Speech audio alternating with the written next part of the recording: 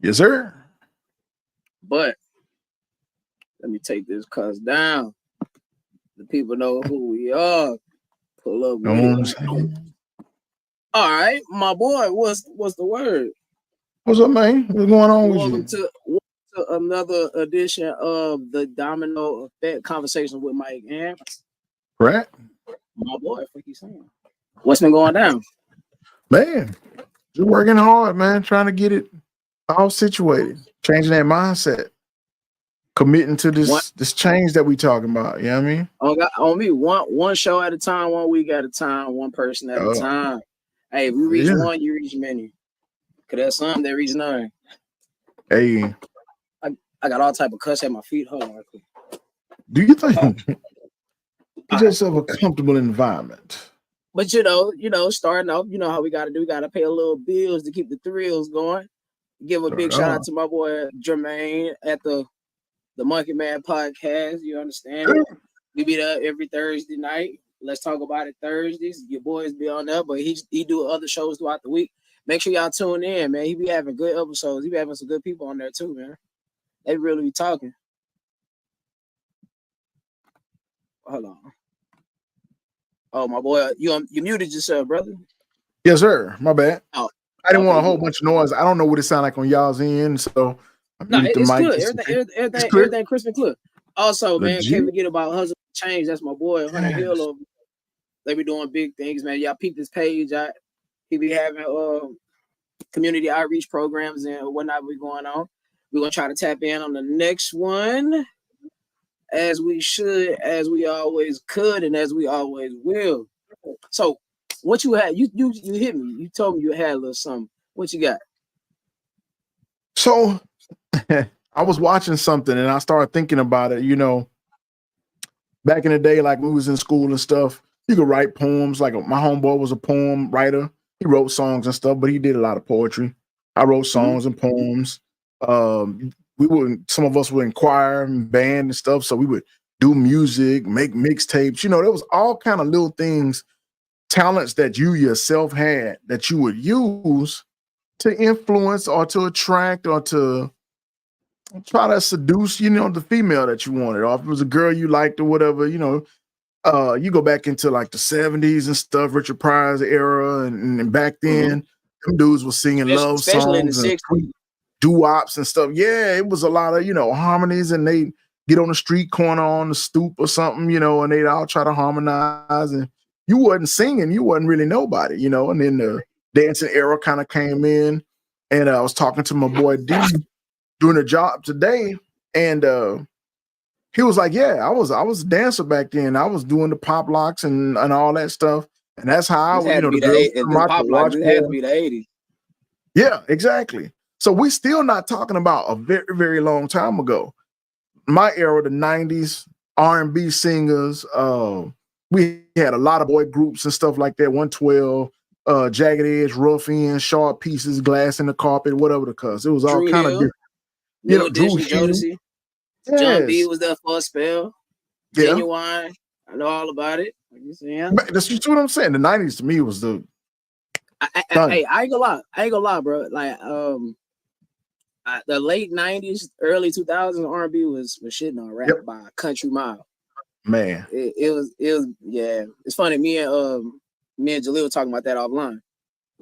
Yeah, bro. It was just it was musical, and you would R. Kelly, man. You get you a mixtape that Cuss Action came out, and you know what I'm talking about. Yeah, them Cuss Action tapes will come out in CDs, and you get one of them and take your girl somewhere, watch the planes land and get into something. So you know, it was some you.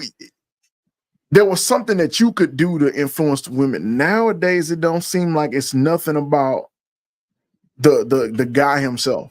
It's not a talent he has or some creativity or whatever. Is that wallet fat? Is that car throat? Is that house or is that trip nice? How did we get into the fat stacks and wallet age away from this is me trying to show you that I'm the best candidate? Even like birds and stuff, the males have all the bright colors and stuff, and they do the weird little dances and stuff to attract the female. But now in America, it seems like the only attraction is that wallet, that spending, that money, that flash, that do you really think we've bought into that dream that only the rich boy, only the dope boys, only the, those type of flashy dudes are worth it? Like what how do we get there? What just an open discussion. Like what's up with that? First shout out to my boy P before I answer. First shout out to my boy P. My boy freaking P out there, you know what I'm saying? My boy Rod, holla at me, man. That's my boy right there. But I think we lost perspective somewhere along the way. I agree. Like we lost perspective, and then remember what was instituted in the 60s. The time you're talking about is the time between the 60s and the 80s. And as you look decade by decade, it started to trim down until it became non-existent, right? Yeah. So I say, remember when I be asking, when women be complaining about dudes, and I'd be like, okay, who's raising these men? And it's the mothers, right? Single-handedly, right? Yeah. So what they're doing is they're perpetuating their perspective onto what men is, what men should be, what relationships are, what relationships should be, instead of what it actually is. Right? Yeah. They're perpetuating their bad experience and they're trying to keep that circulating. And that's what have been circulating. And that's what the perspective has been lost at. The losers, and I hate to put it that way, and I swear, you know what I mean when I say this. The people that was on the wrong side, the losing side of it, the losing side of the equation, the losers perpetuated their experience and now it became the experience. Norm. Yeah, exactly. Yep. Yeah. So I mean, that's what happened. Like, I remember, but because remember, the 80s, the 80s was like the last little decade we had where family was pushed to the forefront. That's when you had the Cosbys, the start of Family Matters. Hell, you even see it in bullshit like Full House and Step by Step and all that other shit, right? Like what they call it, the nuclear family, where they with a nuclear family. That's it. It was called the nuclear family: the husband, the wife, then the children. That's why I also say. That's why I also say, like, ain't no such thing as, oh, well, this is my family. That's your boyfriend, girlfriend. No, like, family is husband, wife, children. That's the definition. That's part of losing perspective. Yeah.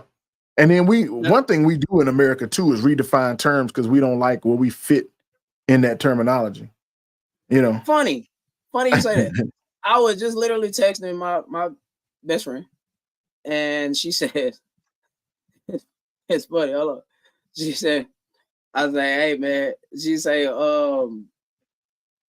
she was speaking about something and she was speaking about statistics. And I was like, man, those stats tell the story of life. Like I try to get people to understand that reality. And she said, we're all statistics somehow. I said, that's exactly what I say. I mean, now you determine what side of the statistic you fall on though, because no stat is 100%. So well, and that's the thing. The perspective is statistics are just data points on a plotted area.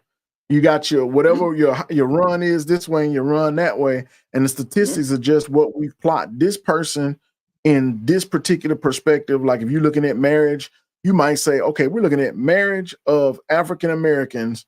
You might have one line as male and one line as female, and you might see the males go up and flat line, and then you might see the females go up and then go low and flat line.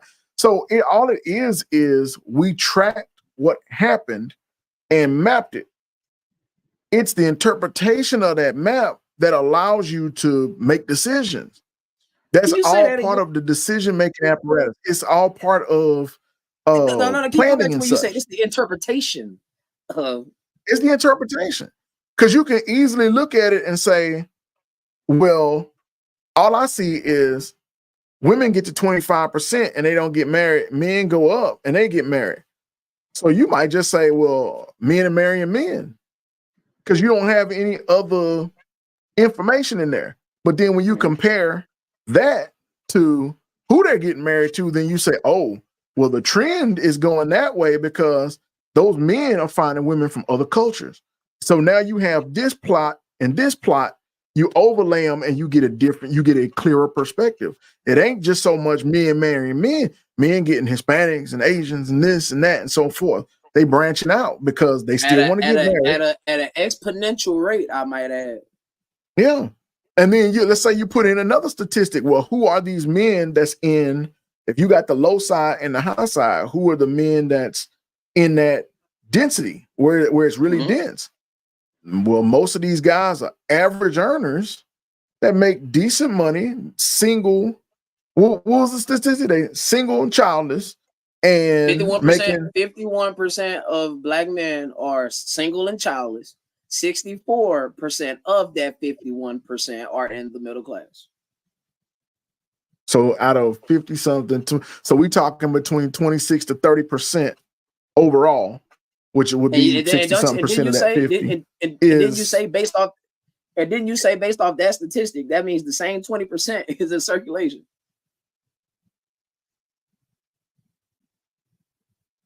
Say that again. It kind of broke up. The same 20% did what now? Didn't you say based off that same statistic, that means the same 20% of men is the ones in circulation with the kids? Yeah. Yeah, they actually track that too. The majority of the offspring is from the same 20% of the guys. Because you got the majority, 51% that's single and childless. So we already know you only left with 40-something percent. And if that 40-something percent still ain't, let's say, having longevity in that, then you got a majority of that, and it's that baby daddy, baby mama pocket where the density of children is being born. So we can, with a change of knowing this perspective and a change of mindset, we can begin to affect it and make a difference. And that's, to me, the whole point of this, of what we're doing, you know. Man, that's the whole nucleus of it. And that's the part, that's the part that people don't want to see. But now, what you just said, doesn't that bring credence to this right here? Man, look, I don't believe that at all. Black women love dating outside their race, but people aren't rushing to marry black women. They will date them, they will smash them. I even posted something on it may have actually been that one, but I just wanted to show the consistency of what you literally just said. It follows consistently what we were talking about last week. Yeah. See, and that's the nucleus of this situation with relationships. And it's not understanding these certain simple concepts is what puts you on the wrong end. It puts you on the losing side of the equation. And who's the one telling the story of relationships? Those that were on the losing side of it. Yeah. The winners don't say nothing. The women that's married, that's happy, they're not saying a word. Yeah, they're not disputing nothing that we're saying. Yeah. When I say we, I mean us, men that speak like us, the Kevin Samuels of the world, the Myron Gaines of the world, the Pearly Things of the world, I forgot this man's name. They call him Andrew Tate, the Andrew Tates of the world. Yeah. They don't disagree with them. Jordan Tate, Jordan Peterson, they don't disagree with them because they know it's factual information. It's literally factual information. Yeah. And what they say about history, those that don't understand or learn from history are suffering to what? And repeat it. And man, talk about that feedback loop, generation after generation. We've been feeding it into them generation after generation. It's time, if we can change our mindset, we can affect the next generation. Even if we hit 10%, if that 10% do another 10%, 3 generations ball game. We can rebuild. And I want to dive a little bit more into the losers of the equation telling their side of the story. Because look at what they do. They'll tell their daughter, see, look, this is why you don't depend on no man. Because look at what it did to your mama. No, this is why you don't depend on the type of man that you and mama. Yeah. That's the way you tell the story. You don't depend on that type of man. But that's when the perspective, that's when the perspective gets changed. Because now it's about, okay, well, what can he do for you?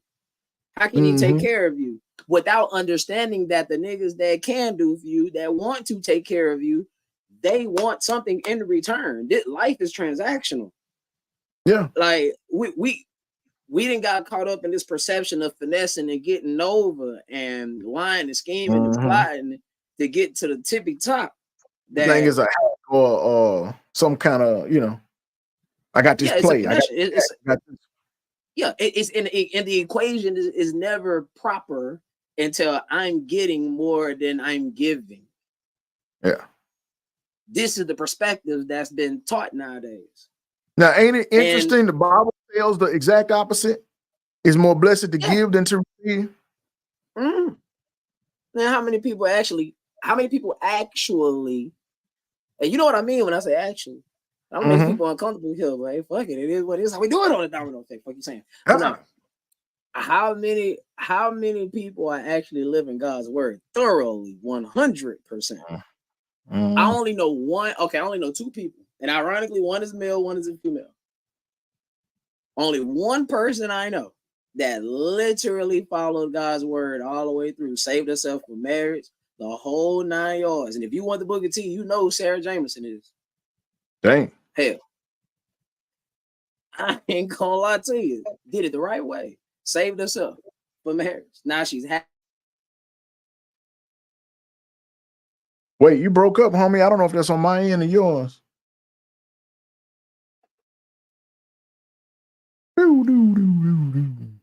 I say, oh, all right, there we go. There you go. Well, no, I'm saying, I don't know the last thing you heard, but I said again, I said, shout out to her because I mean, she was the only one I knew that literally saved herself in marriage, was very conservative, didn't dress provocatively, stayed modest, etc., etc. Was 100% feminine, the most, if you want to call it masculine, I don't call it that, but the most masculine thing, if I had to pick, is the fact she played sports, but I don't really consider that to be super hyper masculine, but you know. Nah, unless she was playing ice hockey or something, I'd be like, God, nah, she was playing. I think she was a happy basketball player. But anyway, I don't sound like I'm writing a love letter to the girl. But anyway, like, hey, it's all good. You get what I'm saying. And she literally won. Like, she got the family, she got the husband, and now she's off, living, thriving, prospering. Yeah. Like, this is just the fact. I don't know what other way to put it. Like, and I know this might sound unfair to some people. It might not sound, what's the word I'm looking for? It might not be what you want to hear, but this is just the facts of life and the way life is actually lived in reality. Not in a dream scenario or fantasy, but or hopeful, in reality. Because choices and trade-offs, and majority, if 7% of the women makes $100,000 or more a year, and depending on where you live, $100,000 ain't really shit. Depends on in California, Miami, New York, $100,000 ain't nothing. Now, if you want to be in that 7% that makes 6 figures or more, at some point in your life, you're gonna need a relationship to get from one point of life to the other. And these rules ain't changing. These statistics ain't going nowhere. If anything, they're increasing exponentially again in the wrong direction. And it's just gonna be harder to get from. It's gonna make life harder to get from one point to the other. So, however you want to make that happen. It gotta happen, like, because what they say, 72% of mothers, or what, 72% of mothers, 72% of mothers work full or part time in this country. So yeah, that's the economics of what we're in. But isn't that so crazy that the statistic for them working is that high, but the statistic of how many desire to not have to work when they get married is just as high. All of them want to get married so they can quit working. Not all, the majority. I'm sorry, y'all. I've been caught up in this convo, bro. I ain't even read these comments. Let me scroll. My boy Ross say a woman don't care about race; they only care about what a man can do for them. You know what I'm saying? That's true. See, but when a man questioned it, then they're in the wrong. Oh man, this is why I need to catch up with these comments because now I'm kind of lost what the comments are. But anyway, what is it? We said question what that he's pulling more weight and needs more in return. Okay. I'm there. So he's like, exactly. A woman that makes the amount of money will feel the same way the guy would. And it's funny. He say that. Have another one that I talked to offline. And I told you about it. Got an amazing promotion. Got an exponential pay rate increase. And you know, when more money comes with what? More responsibility. And not only more responsibility, more what? Sacrifice. Authority. It's more of a sacrifice. Oh yeah. That responsibility is the sacrifice. That is the counter to that extra pay. Come on now. Come on. Pros and cons, baby. So, it's there. So Mike Tillis, what's up, Mike Till? My bad. That's a homie from back in the Gap. What's up, man? Okay. Oh yeah? Yeah. Like what's up with it? Not even like, and if I'm not mistaken, bro, not even a year into was like, you know what? This might be just a bit too much. Man. I mean, I got too much on my plate. I still got to manage the kids. I still got to manage this, that, and the third. I say, now do you understand why there is a pay gap of why men make more money? For this exact reason. Because we know we got to go to work no matter if you're sick, if you're dying, if you're whatever. You can have a bullet in your leg. If you can live, you better go to work the next day. Figuratively speaking, y'all, I don't mean that literally, but you get what I mean. Like, because we know at the end of the day, the burnout performance is on who? Well, I mean, and now imagine you a dude. Imagine you a dude, you got a stay-at-home wife. She ain't had to go through that type of stress today. And you come home and you like, man, I just want to lay in your lap, brush my hair, work on the waves, and I just want to chill. Drink, sip some whiskey, just lay there and chill with you because I done had a cuss of a day. I don't want to do nothing. Mm-hmm. You can't go home and be talking about, man, I don't want to do this. I got to do this. The kids running around. Man, my boss be tripping. I can't stand him. He racing. Like, I don't want to hear that. At the end of the day, at the end of the freaking day, rent's due on the 1st. Bills come every 30 days. And they don't care about your excuses. They don't care what God you pray to, what type of energy you like to put out into the country, out into the world. They just got one question for you. Do you have my money? So I know what I need to do with your services. Yes, sir. I told them at the job, they were saying, you know, we want to do this. You have more responsibility and blah, blah, and you can put it on your resume. And I was like, I cannot take my resume to my leasing office. They don't accept that. Money orders. It used to be personal check and you can pay online. They don't care about your resume. You use that to go get the money that we require for you to be here. That resume, you know what I'm saying? There's very specific stuff that we got to handle if we want to keep a roof over our head. And I think that perspective is so missed because women have always been taken care of to some degree. You can go back to mama. You got maybe your pop, if you did have one, your grandfather. You go to school, start pressing T-shirts or jerseys, make hats, bedazzle some stuff. There's all kind of little stuff you can do to generate some income. And the rest of it won't come wherever it comes from. I can't go to you as a grown man and say, yo, having a hard time right now, bro. And I know you got a lot going on, but hold me down for the next 3 months, man. And I'm a grown man. I got bills too. Now I can help you if I can help you. But other than that, what you need me to do to help you get to where you're trying to go? If you need bus ticket, you need transportation, like what? But you got to go to work. Now, you know, I ain't got no chair to pull up on, but I'm gonna sit up like this. You know, if I sit up, I got something I need to say. Now, I've said on multiple occasions on this show and off this show, I say it's crazy because I have to hold us down for the rest of our lives. I can't take not a single day off, or we'll be behind. Yep. But you get the benefit. You get the benefit of, I don't feel like, I don't feel good, or it is, or that, or my stomach hurt, or my boss tripping, or I don't like my coworkers, or like, but this is that ain't how it works. You want to be the leader, you gotta take everything that comes with being the leader. I tell people that with football, you want to play quarterback, that's great. You get all the admiration, all the glory, all the wins. After the game, who do they interview? They interview the coach and the quarterback. But guess what? When they lose, guess who they interview? The coach and the quarterback. The two leadership. The two de facto leaders of the team. Mm-hmm. So that's why I be saying, do you really want to do this? Like, ask yourself, ladies, do you really want to do this on your own? Because you got to make a deal somewhere. Man. And the deal shouldn't be made simply based on us, talking about us, the men, being the ones that settle. Yeah. Because and like you said, it's all trade-offs. So there's gonna be some negotiations, and there's gonna be some settlements, there's gonna be some concessions. But now, let me tell I'm you this responsible for everything, and you just get benefits. That's that contract don't need and to I'm be gonna say signed. this, and I mean this with the utmost respect. See, us dudes, we know by and large, by and mass, we know who's the settlement versus who's the come up, right? Yeah, you talking about as far as the women we end up with, right? Or us ourselves. We know if we're a come up, or if we're you compared to her us, last, or if you came up being with us. We know the difference. Got you. Now, ladies, I say you know that about her behavior too. I say this with the utmost respect. A lot of y'all, the vast majority of y'all, is a settlement. I hate to say that, but that's the facts. The vast majority of y'all is a settlement.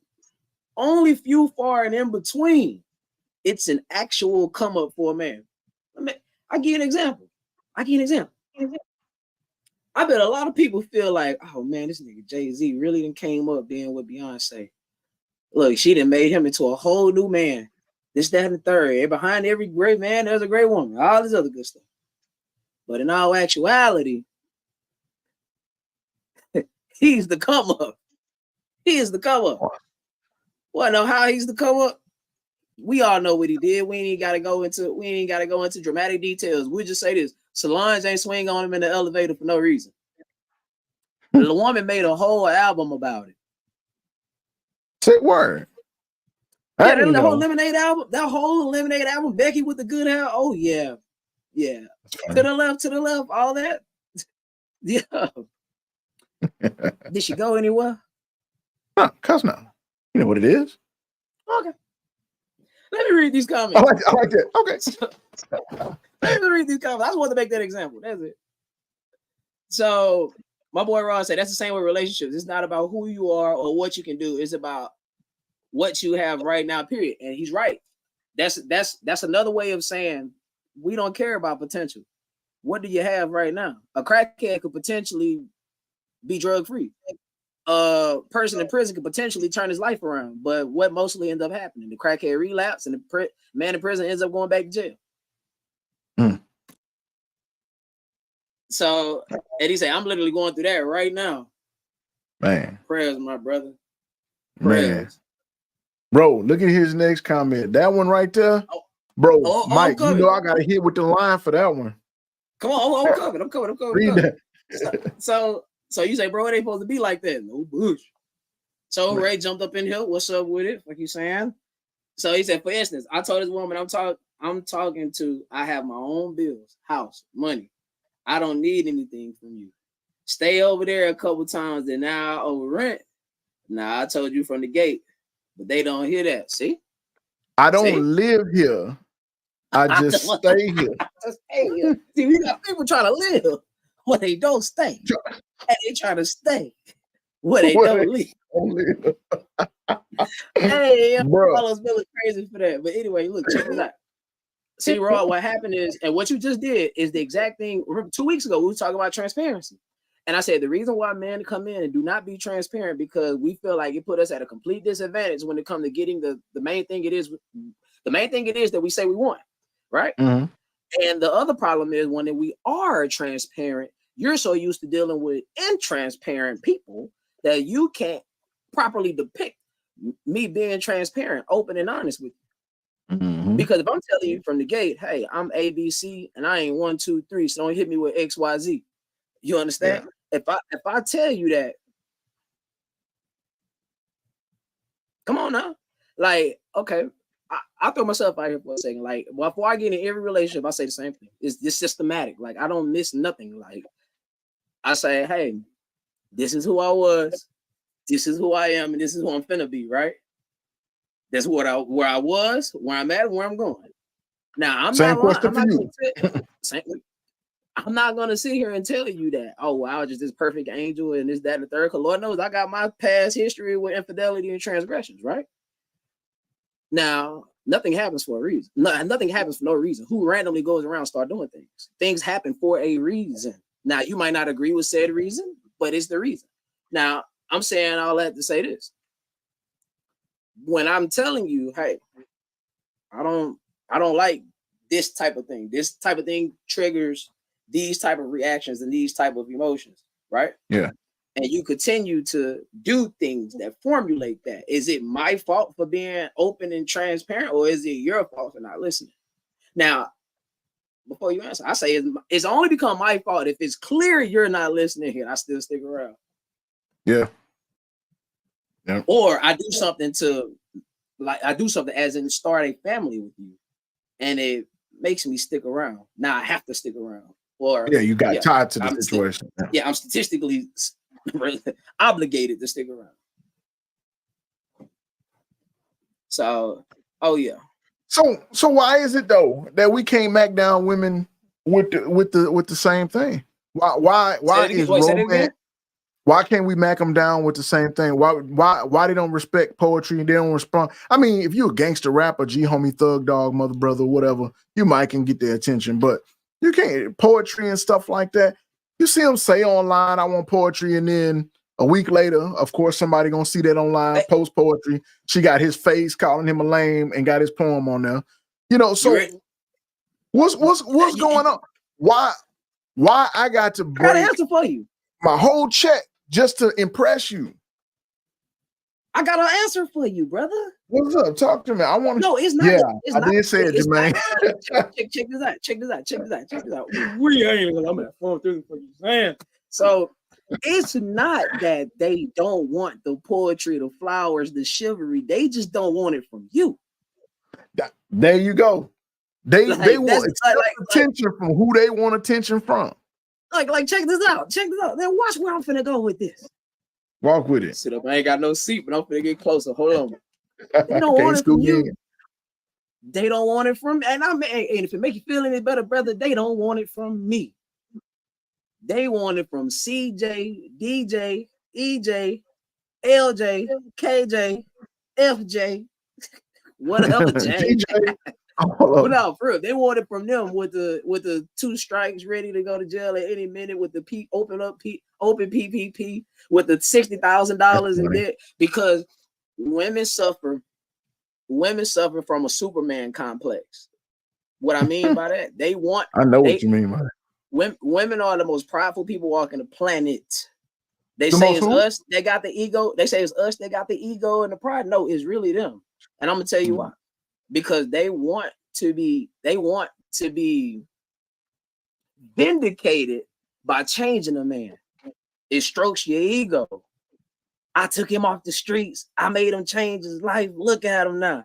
I done bossed him up into a man. That's an ego stroke.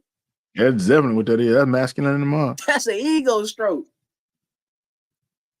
And look, and I'm not, and again. Remember, nothing is 100%. Not saying everybody operate on that plateau, but the vast majority do. And that's why that exists. Because I'm telling you, EJ, CJ, 3J, LJ was able to show his soft side and give them flowers and give them the chivalry that they've been looking for. Oh, man. Brothers like me and you would stand a chance. Bro. So my boy Ross say, I took care of everything like a man for 10 years. She didn't have to work if she didn't want to, but then to be told she just wanted to see what else is out there. These days, everyone has to be accountable and pull their own weight. There's no justification for one person to try to provide that alone. Now, that's a fact. That is a fact. Now, go ahead. Let me tell you about a conversation we had at the job. A guy asked a young woman, if you get an engagement ring and it don't work out, that engagement ring go back to the guy? She said, no, it's a gift. So yeah, it was a gift, but it was a conditional gift. It was a gift on the condition that we got married. If you don't want nothing to do with him, you say, I'm done. I don't want you. I want to see what else is out there, whatever else. Why wouldn't you say, I'm not attached to you no more? Here, I'm gone. Why hold on to it? So then we got into the car. I got to, Oh, I thought you were asking me that question. Go ahead, my bad. Yeah, I'm just there was more to it. So I will answer that question too. Go for it. I'm gonna finish up. It's an ego stroke. It's a stroke of the ego. It's what Jerry Jones called a moral victory. See, I didn't technically lose everything. I still got a piece of it. It's a control mechanism. Because think about this. If a woman gets divorced from a man and she gets the option, hey, do you want to go back to using your maiden name or using your ex-husband's last name? Why don't she go back to using her maiden name? Man. Majority of the women will say, well, because I don't feel like filling out social security cards, getting this, getting that, trying to prove kinship to the child. Horse shit. Because it says on the birth certificate, it says your maiden name on the birth certificate. So it ain't nothing but a presentation of a piece of paper in order to prove kinship. Yep. So it's a stroke of the ego. You don't want to feel like you completely lost. You want to feel like, hey, I still got something. I'm holding on to something. Because again, if you're completely done, we can talk about it. If you're completely done, I want to finish. Hold on to it. That's what I'm saying. Exactly. So we got to talking, and I said, so when guys now are like, man, hold on right quick. I just keep fucking with me. I gotta grab this. I'm like a professor, man. That's funny. Put this shit on. What you saying? Man, do something. Put it on. Gotta grab it. All right, I might be putting this on wrong.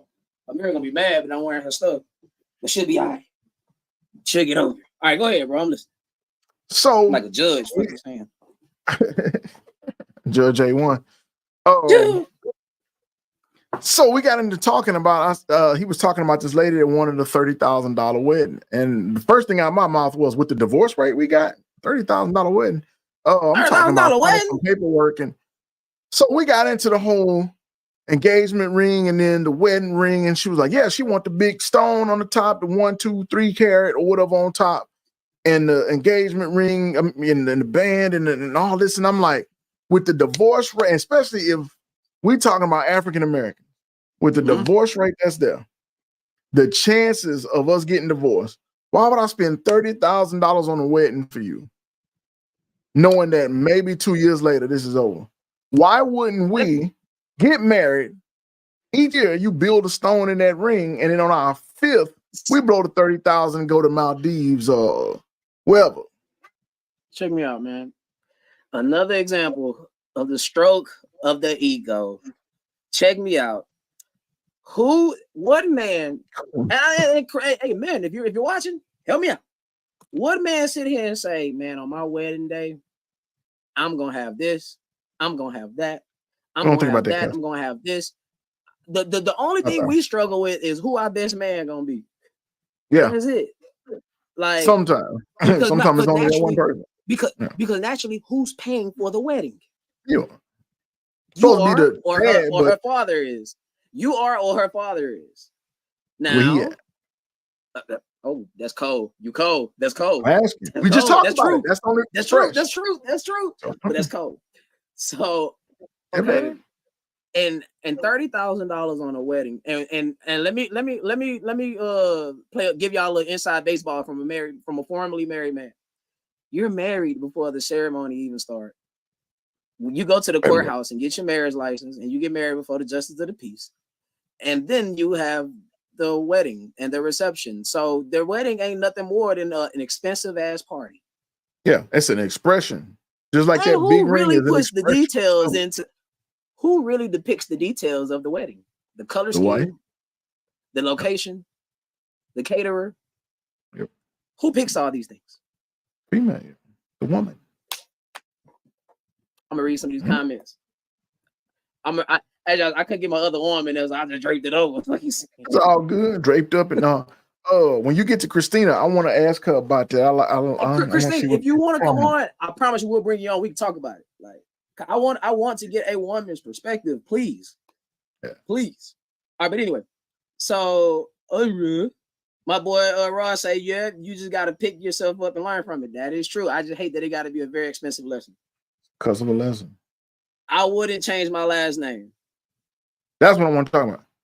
Like if you got married, you wouldn't want to. You're not going to change the last name, or what? I think she's saying if she gets divorced, she wouldn't want to change her name back to her maiden name. Wait. Well, yeah. Let me ask. Let's clarify that. Are you saying that you wouldn't drop your maiden last name, or if you were to get divorced, you wouldn't drop your husband's last name? Give me some clarification on that. You should have that choice not to. I ain't gonna lie though. If we get married, you got to take on. I mean, traditional. We gotta be traditional all the way through. I mean, to me, if you don't want to take on my last name, then we don't need to get married. There's no point. It's literally no point. That's funny. So that means by default, we don't need to have kids together either. It's no point. Ain't no point in carrying on the last name and the lineage if we're not going to carry it all the way through. Ain't no such thing. And the hyphenated stuff too is if you don't come from big money, you don't need to be hyphenating that last name. Like in other words, if we get married and my business is now successful because of your family's income and they come from royalty or whatever, okay, hyphenated last name makes sense. If you came from this hood and I came from this hood, what you hyphenating your last name for? What's that about? So let's read. Christina says, I have a unique last name and my dad and I was the last two. And it's me and my baby. And she has my last name and her dad because we weren't married. Hey, I can accept that. That's a very extreme and unique example. And it's so extreme and unique to where, I mean, it's acceptable. I get it. But I'm just saying, like, for me, though, if we're going to be traditional, we got to be traditional all the way through. Because we can't have no shortages on the last name. So Ray says that's not true. What's not true? Yeah, that's what I have on. Nico, my boy from the 405. Hey, my boy gonna start up his podcast, man. I might be on there. I'm gonna definitely try to help him set it up. So be on the lookout for that. So Christina said, no, I'm saying if I got married. Oh, she's saying if I get married, I wouldn't change my last name. Yeah, that's rough. But it kind of strips the marriage of what it really. Well, it strips the marriage. You disappeared again. But what I would say is if we get married and you're like, I'm not taking your last name, to me, it lets me know up front that you don't want to be my helpmate. You because there's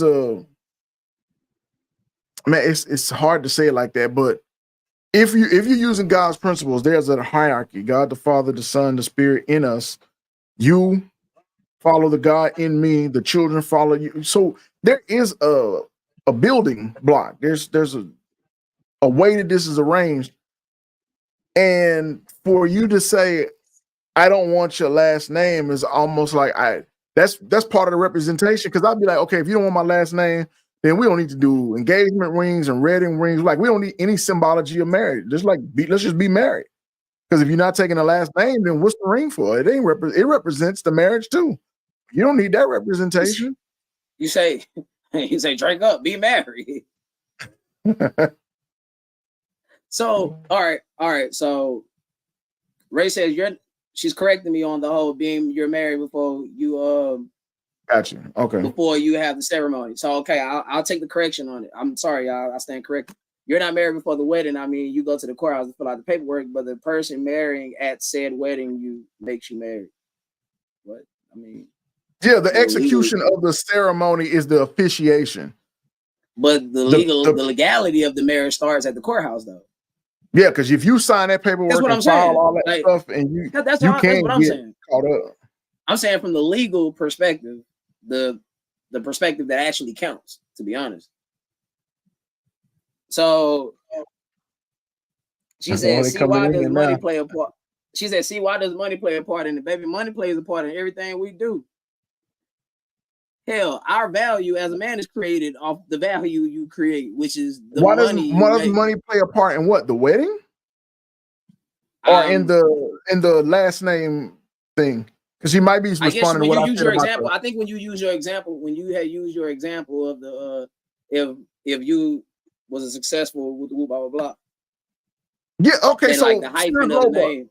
Sears Roebuck. If I married a chick that comes from the Roebuck family, that Roebuck name go a lot farther than my last name. So I can understand you saying Jasmine Roebuck hyphen my last name. That makes sense because that Roebuck is gonna make moves. Okay, we talking. That's what I'm talking about. We talking. But if you from Acres Home, I'm from Studewood, the city get what you hyphenating the last name? Just do what we do. Look, I'm just saying, like, you can't halfway be a parent, right? You either a parent or you're not. You can't halfway be a Christian, right? You either a Christian or you're not. You can't personally, I don't believe in the whole bisexual thing. Either you are or you're not. If you give people the option to split the baby, they will always split the baby. If you make them make a decisive decision, left or right, up or down, north or south, you'll get a straight and forward outcome. But Jermaine says, if you and him stay together by the state of Texas, you're married, common law. That's right. If you stay together 2 years, you're technically common law. You're legally common law married. But the reason why I don't recognize common law because common law only goes so far. It doesn't give you the same. It's all that's all statutory stuff. That's for them to make money off of that. Because honestly, go back and look in the old Bibles. You had all that stuff in the front of the old Bibles. So people got married without ever recording that stuff at the courthouse and all that. The officiator was the one who did the marriages. Now that everything is paperwork and contracts and everything, then yeah, they want the paperwork because that's how they catch you with taxes and so forth and all that. That's a whole different. Once we start getting into legal stuff and money and taxes, I want to get my homie on here to explain that to us. But what's up? I definitely just gave away how short I was. No bullshit. You see me get my tiptoes, put that up there. That's funny. But I ain't even. So Christina say, if we can't get married because I don't want to change my last name, that's crazy. Because most marriages nowadays are most definitely an embarrassment. I might as well keep my name. Well, it's. But again, you're taking other people's experience and trying to put it. But I mean, that's as your own. It's legitimate to me. It's a mirrored counter to the guy saying, well, if you don't want my last name, then there's probably not going to be no longevity in the first place. We're thinking the same thing from two opposite ends. Why change my name if I'm going to end up needing to go back to it? And we're saying, well, if you don't want to take my name 9 out of 10, you ain't going to stick with it in the first place. So it's that same, that's that feedback loop I was talking about. Is it? But and not wanting to accept this proposal on its face, in its totality, isn't that the same thing of a man creating a family and not sticking around for it? Now I know it's not the same in that particular aspect, yeah. And that one, I know it's not the same thing literally, yes. Yeah, but it's the same as in not accepting the full. Yeah, it shares that perspective. Yeah, you're not accepting this in its full totality. So if we're not gonna take it all the way down the line like it should be, then why do it at all? We could just casually fucking date, I guess. But in the long run, that don't work for you. You're eventually gonna want to do this. I like what you said, Laura. That's very interesting because again, it comes down that comes down to money, the benefits, what we can get out of it. Marriage is so much more than that, and that's the thing. If we don't get past it, if you want to marry somebody, it is no longer a me thing. It's no longer a what I get out of it thing. It's a what I bring into it thing. The purpose is family. It does not cuss and matter how you particularly feel about that thing always. All that comes in the beginning when you're dating and doing all that. But once you say, I'm going to commit to marriage, you're supposed to be swearing an oath under God that you're going to commit and stick to this. And if it's situational, you'll break that oath every single time. Desires change, situations change. That is the difference. I was telling somebody at the job, the difference between falling in love and loving someone. God loved us. He gave his son. Whether you accept his son or not, you can blaspheme, do whatever. He already paid the debt. That's his love. It's expressed. It's demonstrated. It don't matter how you feel about it. It don't matter. None of that matters. Falling in love is different. You walking and you fall in a puddle. Falling in love is the same way. You fall in love with somebody because of how they smile, or they got If you dimples, fall, or depending on how you fall in that puddle, you could break your face. so a lot of people fall in love, and that's do that. exactly what happened. They break their face.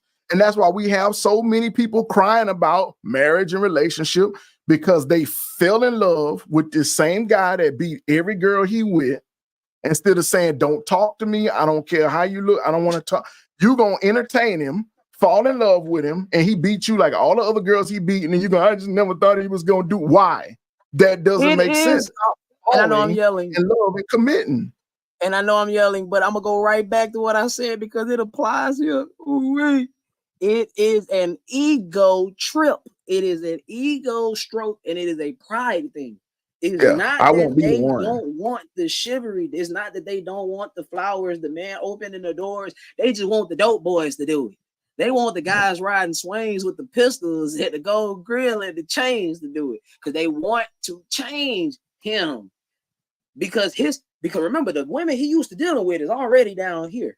So they're gonna come in thinking that, oh man, I'm the best thing he had, because by far, and that might be true in some cases, but what you're doing is you're mortgaging your future. You're mortgaging your future for something that's not sustainable.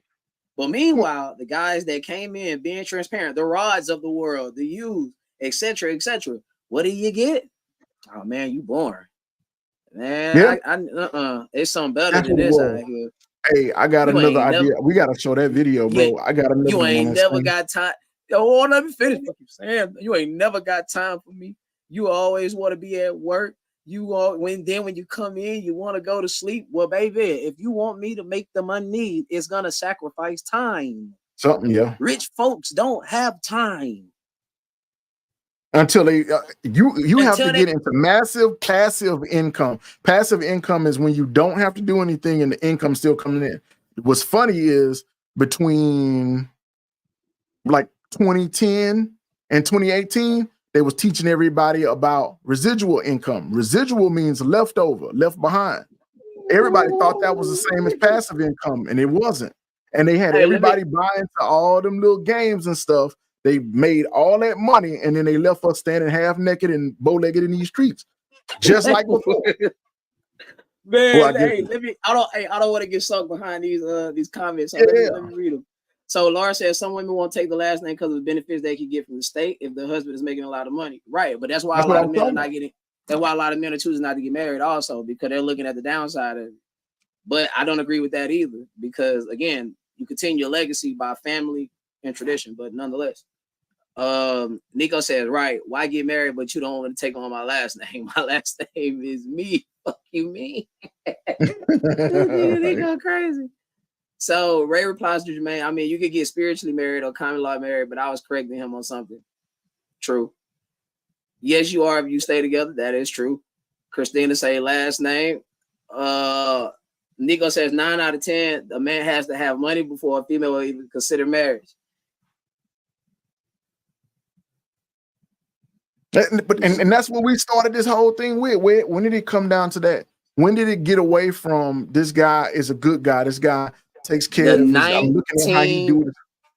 The 1990s. And the reason why I say that is because that's the start of gangster rap.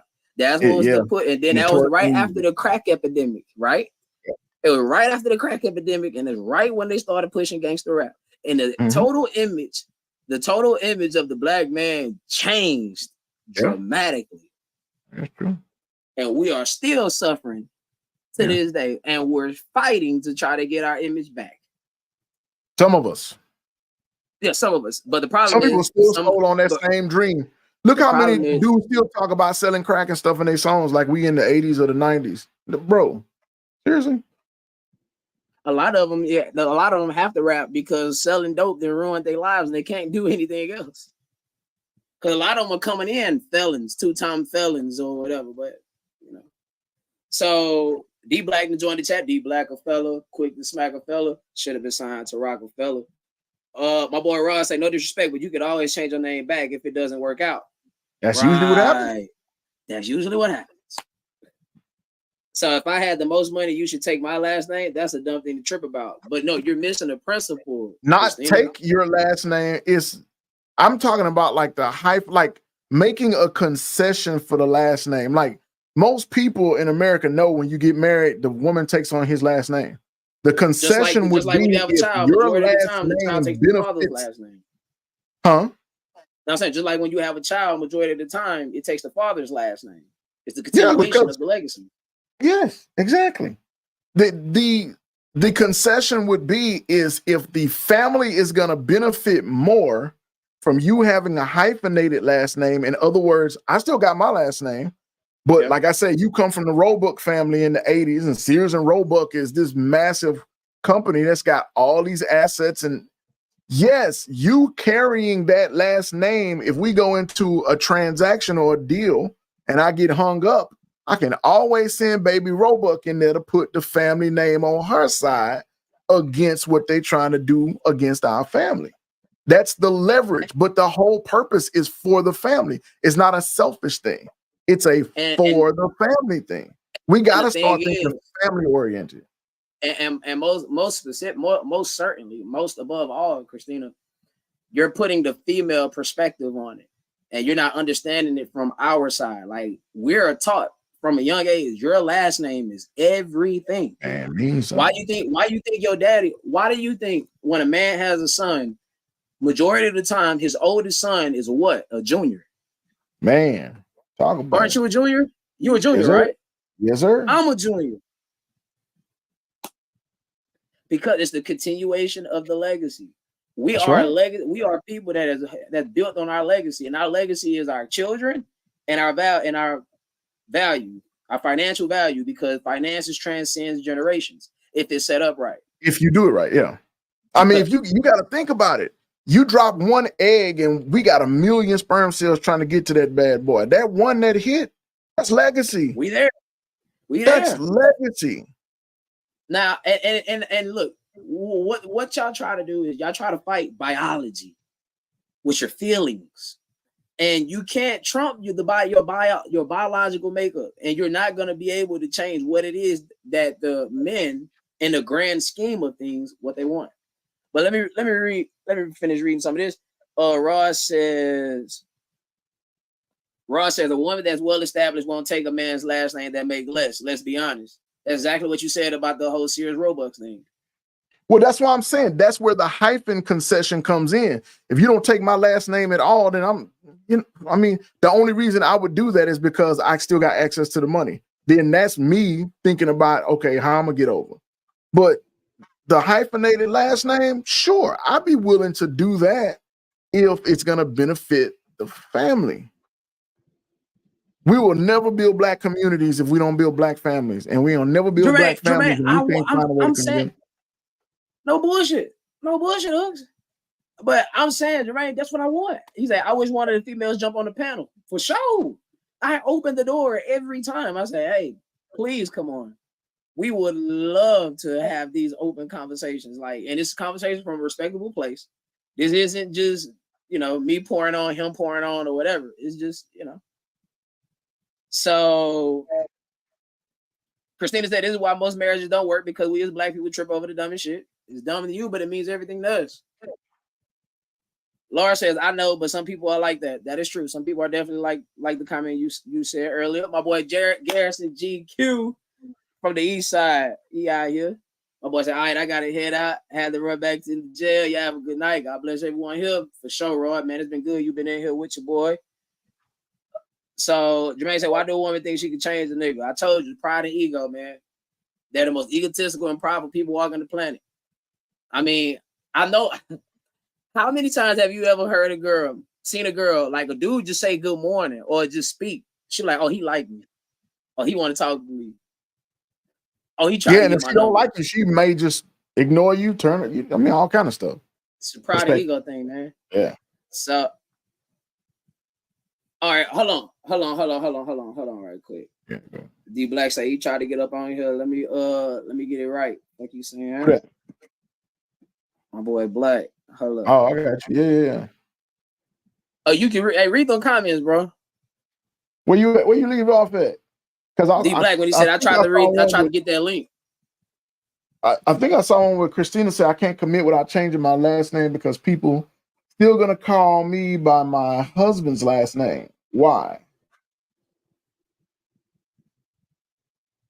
I can't commit without changing my name. I can't commit without changing my name because people still gonna call me by my husband's last name. Oh, I'm trying to see how that. Let me think about that. I'm not understanding. Right. Let me get back up in here. I just had to send that link. Hey, D Black, check your messenger, man. I just sent you the link on Messenger.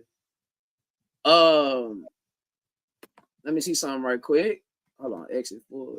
Christina, go back to that comment and reply and explain what you mean on that one. Because I want to see your perspective. Not to be critical. I really want to understand what you're saying.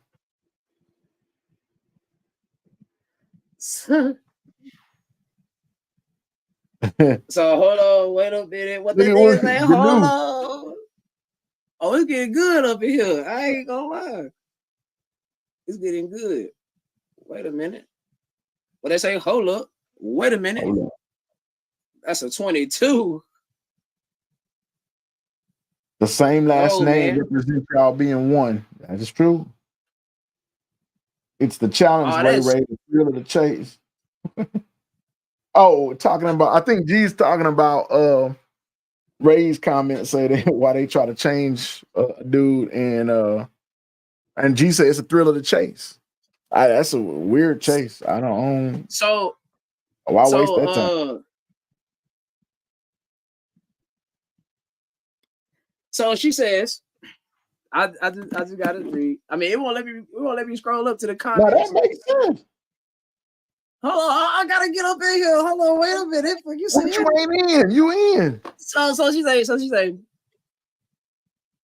I'm not paying this child support.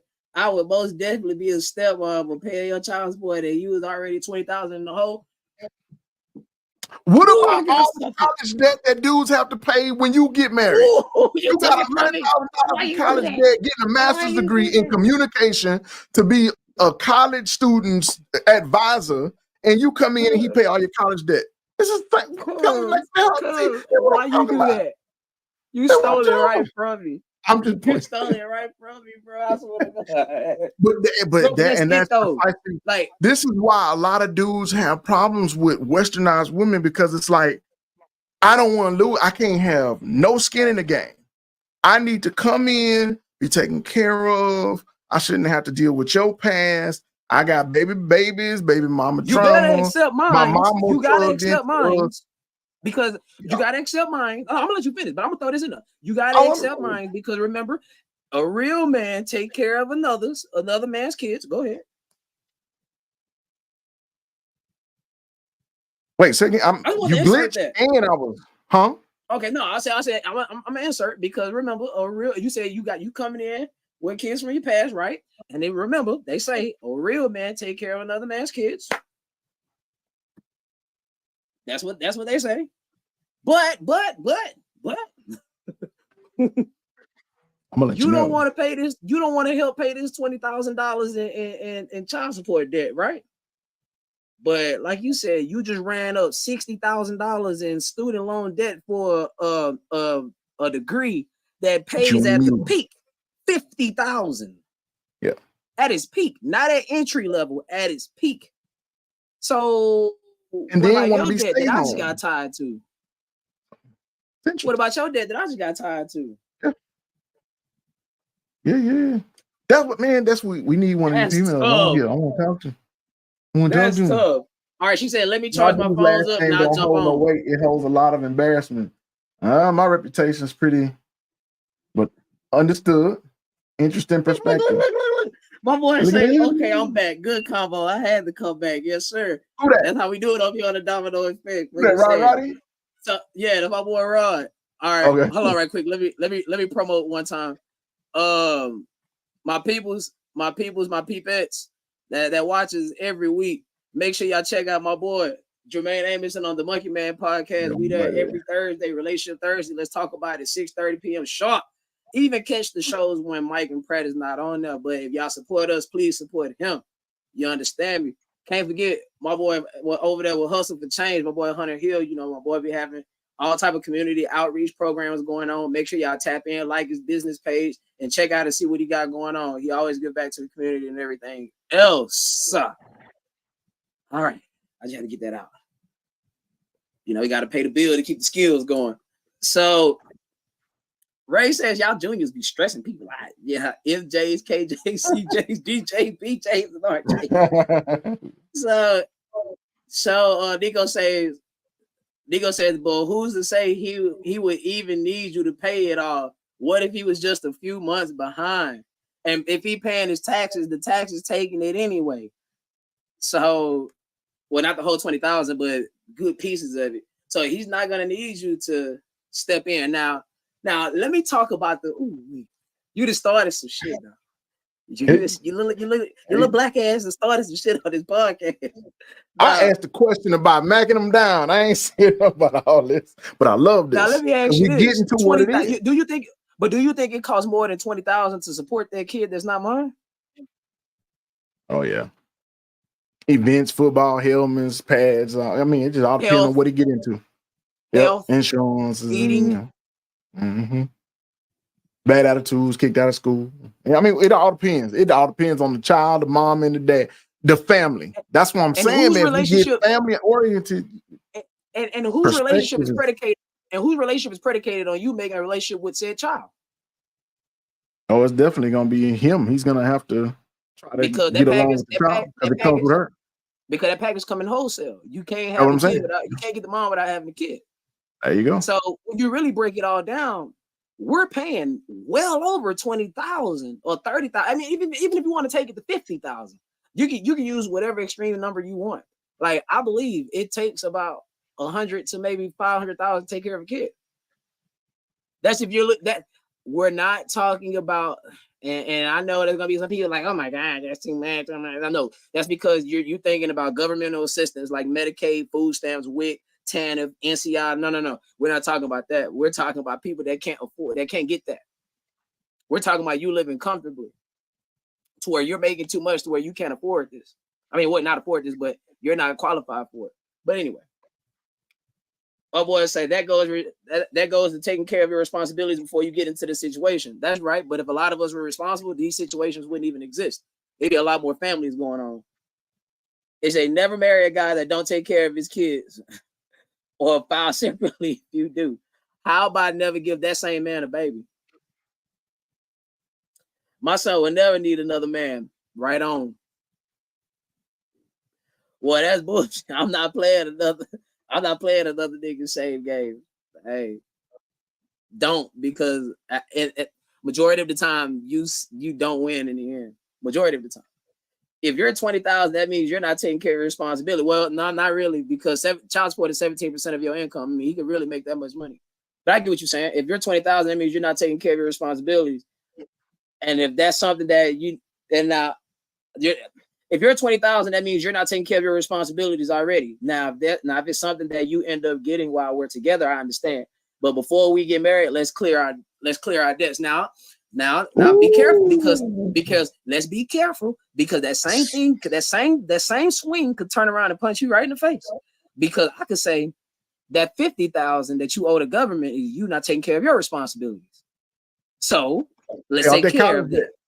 Let's get off that college debt because that's if I'm shooting to get 20 down and you shooting to get 50 down, one of us gonna be free before the other. Which one? Yeah, come on now. And the thing is, what you got going on, that's gonna stop us from getting houses, cars, apartments, lights, water, anything that does credit checks.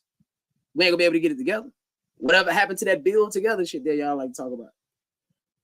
So my boy Hook say that's why I said if yours hold weight, let's hyphen. But if yours is empty and mine is, what you're holding on to. Know what I'm saying? If you saying my name don't hold no weight, but you from the hood, I'm from the hood, yours don't hold no weight, then what you holding on to? Y'all missed the point. I don't understand no, that's why perspective. We're saying it's just like putting the toilet seat down. I just really don't understand how that conversation come up. Now, what you say? No, I know exactly what you mean when you say behind. It means you owe. You're owing. What would it be the same as a woman wanting to be paid back for being? Ooh, that's a tough little jab right there. My boy say, would that be the same as a woman just wanting to be paid for being a parent? Yeah. Now, so there was a video I sent you where that lady said, once I had that child, I deserve this, that, this, then all that, because I'm a parent now. I deserve trips and this and that. And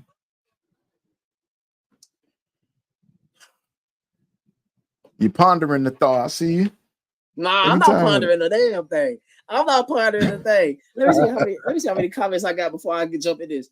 All right, so Nico said so. I'm coming right. I'm coming right back to that. I promise you that. So Nico said so. You're saying you married him knowing he was 20K behind. She didn't answer that question yet. I don't think that's what she meant, but we wait to find out. Hook says women don't make what? Women don't make gray and pink juniors. Men do. That's not our expectations of our wives. Good point. So Nico says, so what if the wife was 20,000 behind in child support because the father has her on it? Is her husband not suspected to help his wife pay it off or get her payments caught up? That's a good question. Because of a question. Because I'm almost positive a woman would say, yeah, if I come with this is ours. Well, no woman wants to be paid to be a parent. Well, I can only speak for self. So you're saying you don't want to be paid for being a parent. All right, got you. All right, now let me scroll back to this point up here. What do you say? Would that be the same as a woman that just wanting to be paid back for being a parent? I ain't gonna lie, some of them go to the government to get that money. Let me ask you this. A guy that's less than adequate with being a parent, I guarantee you he's showing you signs of inadequacies in different areas. Now, did you pay attention? Probably not. But that's why I say a lot of our women wait until they have kids to find out exactly who a man and what a man is. Now, unfortunately, first, let me say this. I'm not excusing no nigga that don't take care of his kids. Like, that's off the cuff, unacceptable. That's not even negotiable, right? Like, we don't negotiate with terrorists. And that's definitely an act of terrorism. Now, but you gotta hold the women accountable in the regard of you chooses. Like, women control the birth rate, right? No baby gets born without your consent, right? There's 36 different forms of birth control, right? For females, yeah. So if he's showing inadequacies in other areas, wouldn't it be safe to say he would be inadequate as a parent? Don't like that? Let me give you an example. Hooks, we all know how you are. We see you every Wednesday. I've seen you almost every day for the last 17 years roughly, right? Yeah. So based on what I know about you, I can make the bet. Now, I can't say 100% sure, but I can make the assumption that you'll be an awesome parent. You'll be in your kid's life, etc., etc. Now, can I say that for absolute fact? Absolutely not. No one can. Yeah. But what am I basing that on? I'm basing that on how adequate you are in other areas, how you handle your business, how you always handle your responsibilities with thoroughness and completion and consistency. You understand? Now, there's no way a man goes from being consistent, being adequate, being efficient, like taking care of his responsibilities to nope, it just don't happen. No, like that's not psychologically possible. Like, now, the 3Js, the LJs, the CJs, the TJs, the EJs, all of these, what consistency have they had in their life? In the areas of consistency, what has they had? Do they pay all their bills on time? Yeah, he do. He got his own car. You know, that's okay. What funds that? The drugs. Is that sustainable? No. What is his answer when the drugs go away? Because it will happen. It's not a matter of if, it's a matter of when. What's gonna be the answer then? Or we'll just figure it out. No, you had a baby by this man in hopes that he'll figure it out instead of knowing that he'll figure it out. Is that safe to say? Man, I honestly, women pick up on stuff like that much easier than men do. We have to train ourselves to pick up on it. Women, because they start maturing earlier, they usually pick up on that stuff very early.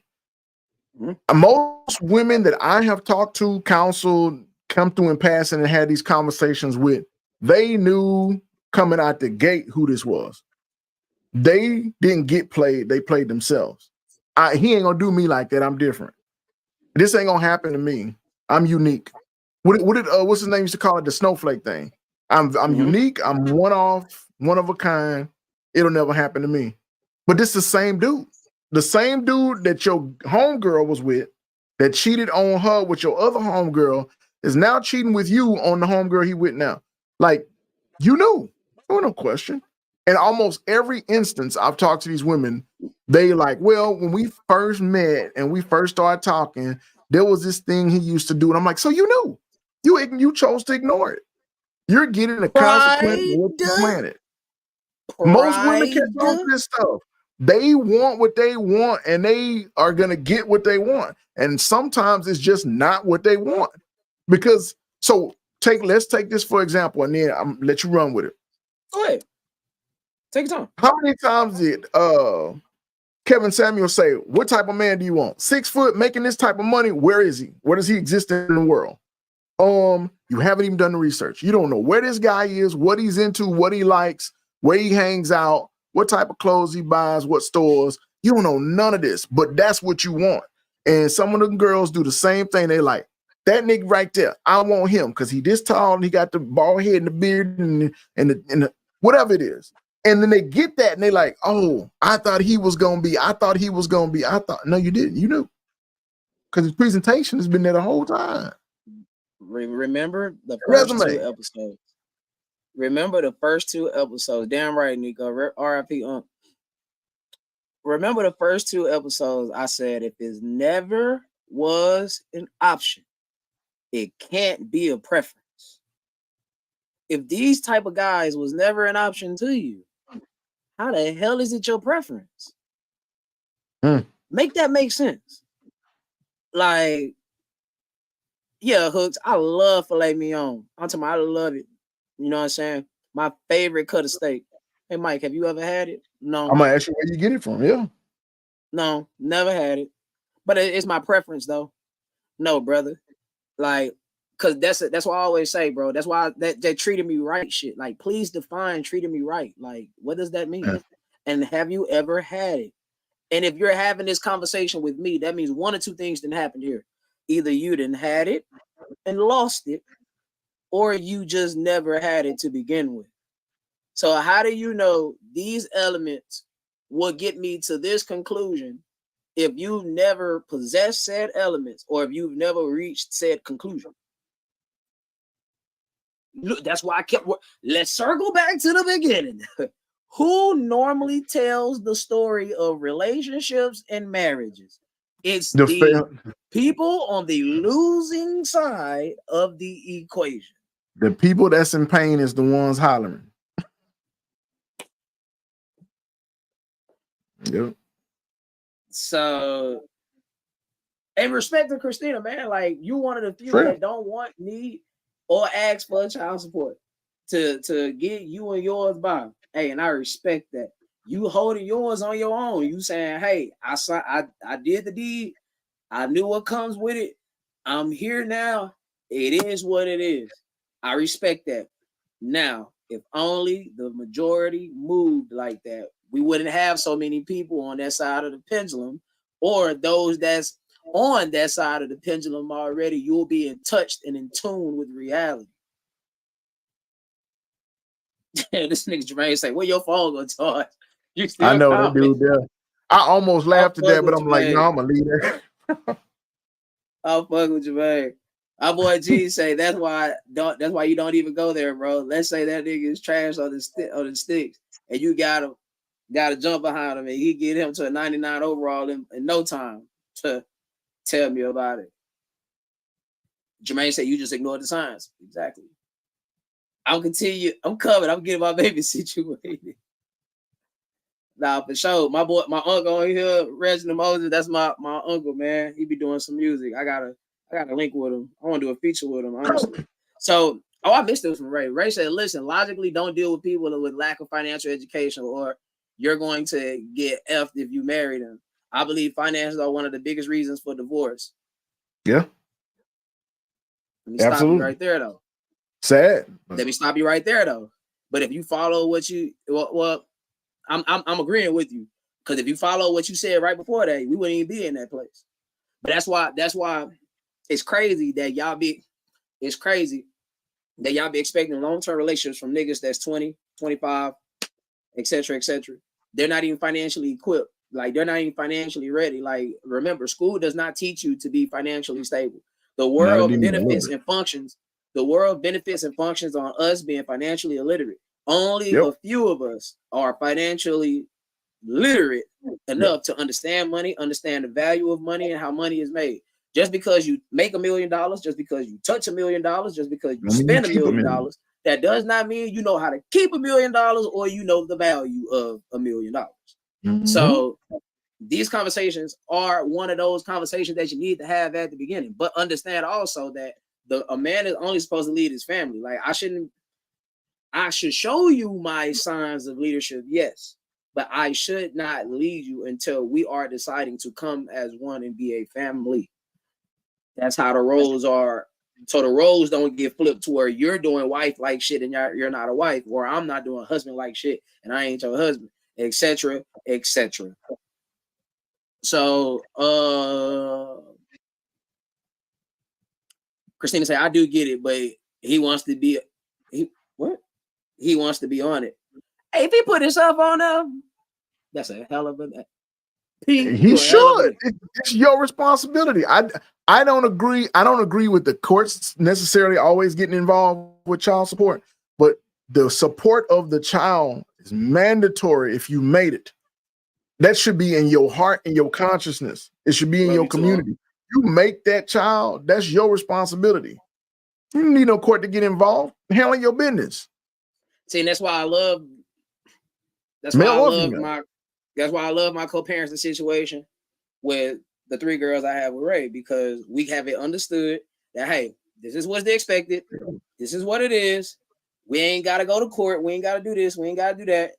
You handle yours, I handle mine, and everything will flow evenly.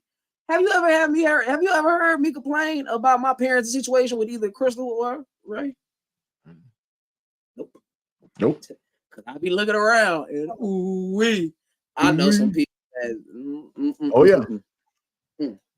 nightmare. Anyway, oh shit. Yeah. Nah, that bull. Hold on right quick. Oh, snap. I don't see my boy nowhere. Who that? Hold up. I don't see my boy nowhere at all. Let me get him up in here. Because I ain't gonna lie, it's going down here tonight. Hey, y'all, if we on fire, please drop that flame emoji. If we talking about some BS, man, just y'all know what to do. Drop that turd. Drop the turd. I don't know how we marched to 124 that fast. That crazy. Cuz we are in here. Like, bro, this is every freaking Wednesday. Like, we are in here. Did you send Chrissy the link? No, I'm about to send it to her. Send the link to Pink, bro. Right. Send the link to Pink. It's crazy. Me and Christina actually go back to like elementary school. She was my neighbor at one point. Oh yeah. She gonna talk trash? Nah. Hell no. No, I ain't tripping. I want to. Let's get it. You know, when I say talk trash, I don't mean the bad way. I know what you mean, bro. Yeah. I know you know what I mean. Jermaine, wild. Yeah, Jermaine's super wild, bro. Man, we might need to slide him in there. All right. Man, Jermaine, man, that's my boy. He be dropping some perspective. That's all I can say. That's all I can say. All right. So I'm trying to see my people backstage, man.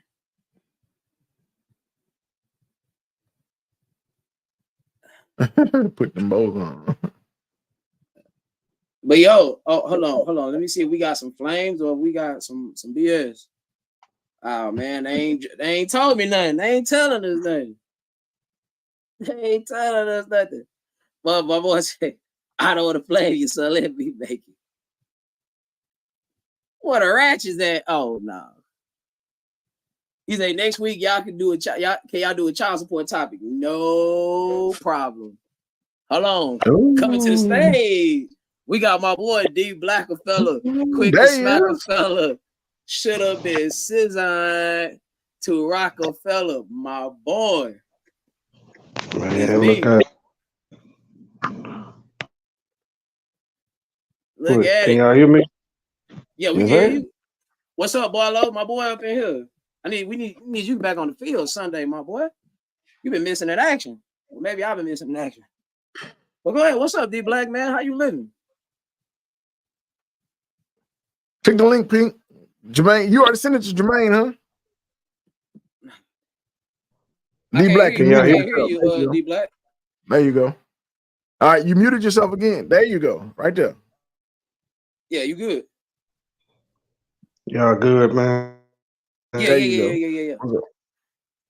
A good job, man. Hello? Yes, sir. What you got for us tonight, you going man? in and out. I don't know if your whatchamacallit has got like a if it's doing gating or something, but you muted again. It shows you muted. No? That's not me. I'm telling you. No. The fuck? Like it keep muting and shit. All right, try it again. All right, all right, you unmuted. What the fuck? Click it once and then just wait and let's see what happens. My bad for all the profane language. Right there. Yeah, I got boom. Yeah. It was in. When you said y'all got it, you was in there. I don't know what's happening. Oh, y'all can hear. There you go. Yeah. You can hear me now? Yes, sir. Yeah. I was trying to tell you, y'all doing a good job, man. Thank you. Appreciate it. It's a good subject matter. You know. Man, I sure appreciate it because he came up with it, man. We take a topic and it rolls and it can segue like 60,000 different ways. Let me ask you this, D. What you used to do to get the girls back in the day? You about seven years in front of me. What you used to do to get the girl?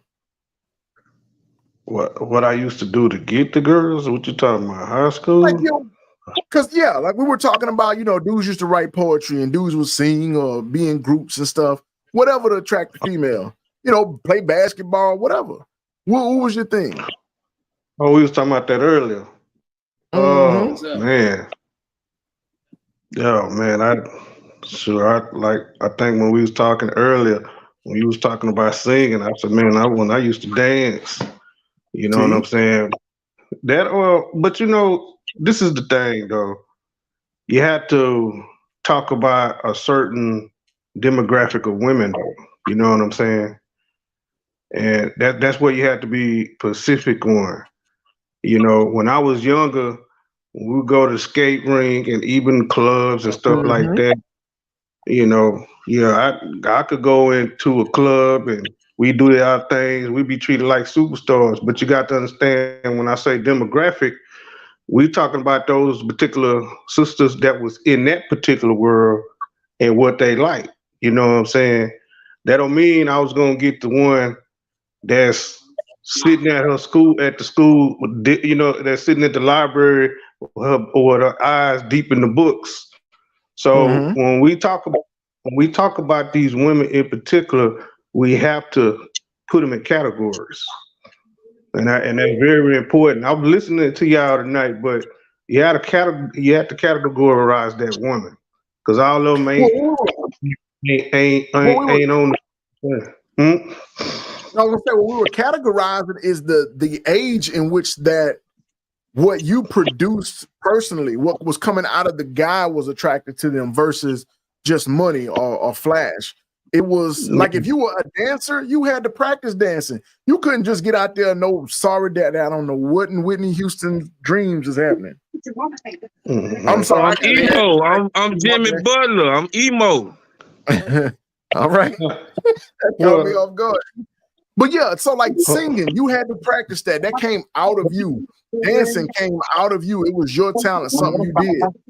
Now it's about money. Well, you know, it was that was the whole idea. Like, well, let me ask you this question. Let me ask you this. Hello? Oh, I can hear you. Yeah, I can hear you. Hold on. Mute. There you go. Let me ask you a question. So now you got to go with when you said go into this show, what y'all call it, the domino effect, right? That's what you call it, right? Yes. Yes, sir. In order for you to get an effect, you got to have a cause. Is that right? Mm-hmm. That's true. That is true. So right now, you're talking about the effect, but what is the root cause for that woman to be attracted to those certain things? You know what I'm saying? Just like you talking about money, because at the same time, you got women that like flowers and women that don't like flowers. So when we talk about these particular women, what makes them attracted to these particular things? Now, like I said before, in my world, I used to dance and do all, even with my martial arts. I had women that was attracted to that because what made them attracted to my martial arts? Because they like a dude that can protect them. So you got to go into the root cause for them to have that kind of attraction. And this is why I say you got to categorize them. You have to be careful with that kind of subject, because when you say, are you saying that women today, oh, this is what this woman today is, just attracted to money, and you ain't got no woman, still don't want to hear the majority are saying that's what they're attracted to. And the thing is, the majority of the women, this is what we want. Is right, and that's and the reason why, like you say, for every effect there's a cause. The cause is, remember, the people that's been for the majority, since the 60s, so we're going to go back about 70, 73 years. The majority of the last 73 years, who's been telling the story of the relationships and marriages? It's been the people on the wrong side of it. Yeah. It's been the single mothers. It's been the divorced women. It's been the men that's been labeled less than, both by the women and by society as a whole. Okay. That's now why, let me. And that's what. And the guys gonna do what it takes to get the females. Let me ask you a question. Let me ask y'all a question. Go ahead. What makes Benjamin Franklin face George Washington, Andrew Jackson on $20 bill? What makes their face more attractive than yours? Because they could do a lot more with that face. Could possibly, in their eyes, that face that's on their dollar bill could do a lot more for them than what I can in real time. Or they feel as though they're not realizing the long-term effects of that substitution. Well, they're not realizing that money is a tool. If the tool ain't in the hands of somebody, a craftsman or someone who knows how to use it, it don't mean nothing anyway. Well, let me ask you a question. Let me flip back and ask you a question, though, brother. But isn't the value? Isn't the brother? That's right, brother. But isn't the value of the dollar bill decreasing? Yeah, you can say that, but you're talking about the American dollar though, because that's a whole. That's what we at. That's what we at. Because currency is decreasing. You know what I'm saying? And when you want to, and I see that right there, that's a whole nother subject. You know what I'm saying? Because but they fall under financial literacy though, right?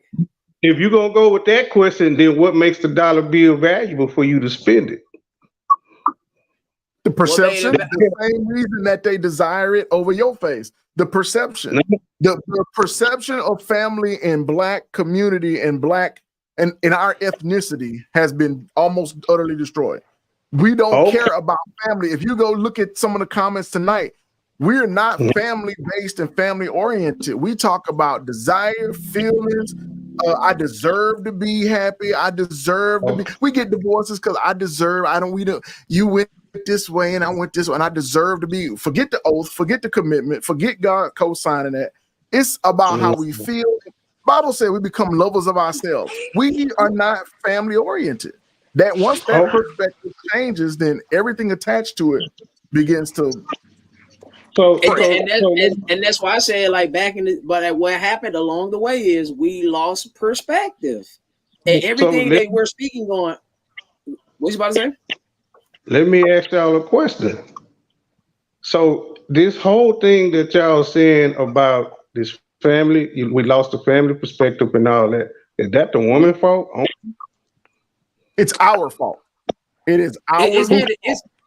It's hand in hand, but who it's hand in hand, no doubt. Come on. It is the males and the females within the African American community or Black community or whatever you want to call us.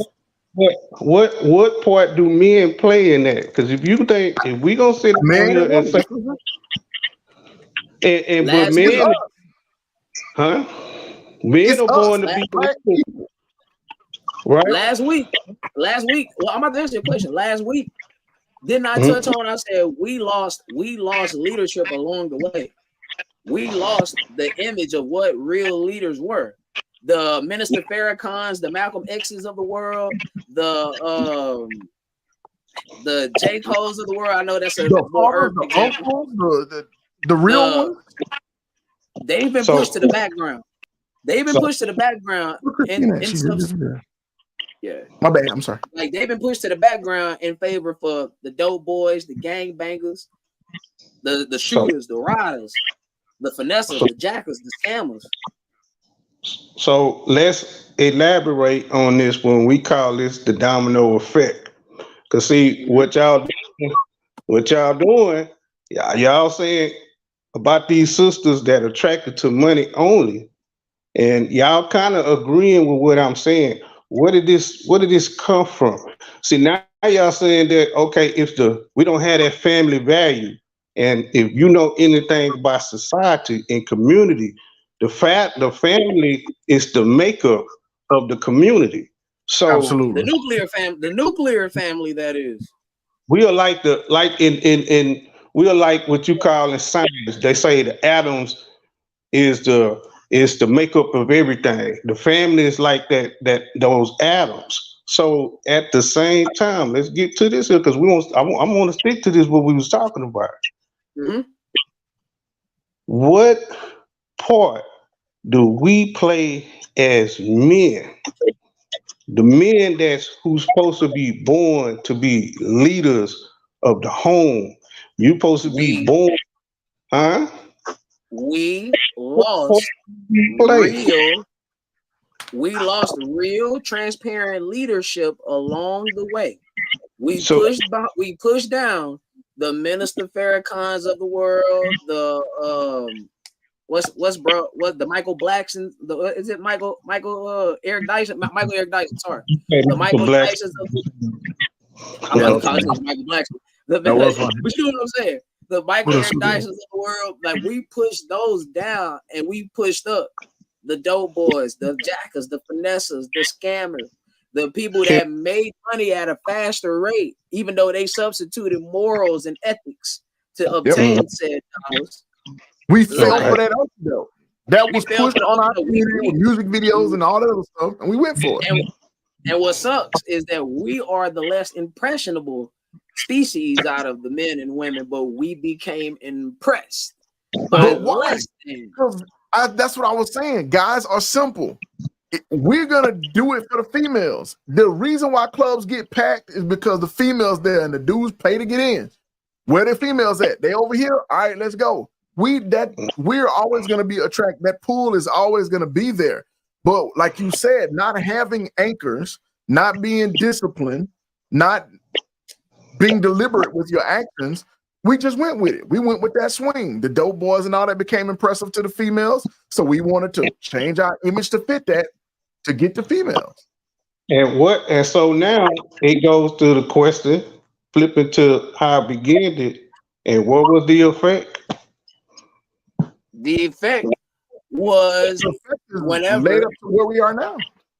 The effect was whenever feminism came in and told women that, hey, you don't really need a man to sustain life. You could just get these dollars, get these cents, get on this governmental program, and hey, crisis avoided without looking at this is what you have to do to stay on said program. You can't increase your financial portfolio because it's only made governmental entities is only made for low income housing, low income families. Let's say that. So I just come on, man. We got to talk about this. I got to get off in about 10 more minutes because I got to go in. You talk about whatever you want. We already over. Let's get it. On here all night. So let's get to this feminism stuff that we was talking about. Let me ask y'all a question. Y'all don't think a lot of things that y'all was talking about in this 4, 5 minutes, 6 minutes I've been on here, y'all don't think a lot of that has been by design? I heard you say earlier when you was talking about gangster rap, and you talked about how things came to be infiltrating that changed the way music was. And let me tell you something about music. I'm gonna tell you something about music. Music is cultural. So when you can control music, you can control a culture. Especially the black culture. So the thing about black culture, music, sports. Well, no, I'm agreeing with what you just said. I'm saying with it too, with the harmonics and stuff like that. But that's a whole. But yeah, black culture. You pull their emotions. You pull their consciousness. There's two things at the top of the black culture: who's the top rapper, who's the top athlete, and entertainment. And let me ask y'all a question. In music, how are our women being displayed? Sure. Oh man, less than. Let me see what you got. Oh, and what do they do? What happens though? What's gonna happen though? And guess what? For every child that's being born for tomorrow, it's already properly designed from what we're doing now to what's going to come in the future, what's going to be entertained for them. So it's going to be just like y'all talking. You'll say, man, why they like this and why they like that? It's pre-designed. You know what I'm saying? And this is what I'm saying. It's a lot bigger and deeper than just these sisters just want some money. You know what I'm saying? Y'all did, and I was listening to y'all tonight. I just couldn't get on here. Y'all said, well, she was raised like this. Her mom was raising her like that, and this, that, and the other. But then at the same time, you got to go back. What caused mom to be like that? Like that, yeah. What caused the mama to be like that? She just wake up out the womb. Nothing. You know what I'm saying? You change the economics, you change the situation, you change the response. Like you said, it's all a design. And on top of that, most likely two things that took place. Either you was raised with both your parents and you just decided to do your own thing, or you was raised with one and you was shown, hey, this is how men treat me. This the example that I'm setting, and that's what follows. Children naturally follows whatever example is the most consistent. That's why I've been relentless on this show, telling men, do not create families that you don't intend to stick around for, because what you're doing is you're capitulating and you're perpetuating the exact problem that we're sitting here speaking on. Absolutely. Like this is a hand-in-hand thing. This is both hands working together, male, female. But in our culture, who's at the front of it? It's the women. It ain't the men. It's the men. It's the women. Right. But and white culture, who at the front? The white man. Yeah. And Chinese culture, who's at the front? The Chinese man. No question. And African culture, who's at the front? The African man. The European man, they uplift their man. They don't stray away from their man. They uplift them. So you saying that we done fell off as men? Cause I mean, absolutely, definitely. Like we. Cause think about it. You've been taught growing up. It's the woman's world. Women rule the world. That's what you've been taught, right? It's another word. They say. But when you really think about it, no, it's not. Even down to what they use for their menstrual periods. So imagine we're talking about menstrual periods. Even down to their menstrual period. Who made the tampon? Yeah, guys, and it was designed for war to plug bullet wounds initially. Well, I'm from the old school. You know, James Brown said it's a man's world, but it don't mean nothing without a woman or a girl. Yeah. So how you gonna? So at the end of the day, I'm gonna tell you something. Men have lost their leadership, have lost themselves in their leadership in our society, in their home. You see what I'm saying? See, protecting your wife, protecting your daughter is not just physically. You know what I'm saying? You just made a good point about being with that woman, and when you marry or whatever you're saying, and then being at home. It's very important for the man to be a standoff person in his home, because if you know it or not, that affects your daughter as well. I understand. Yeah, the woman is her example. The mother is her example, but you play a major part on her upbringing as well. Because you are the first example of what a man is. Exactly. Exactly. That's exactly why I'm gonna go back to say it again, because I'm gonna plug it every time I get a chance. Men, do not create families that you do not intend to stick around for, because you're gonna continue and you're gonna perpetuate the exact same problem that we're literally speaking on.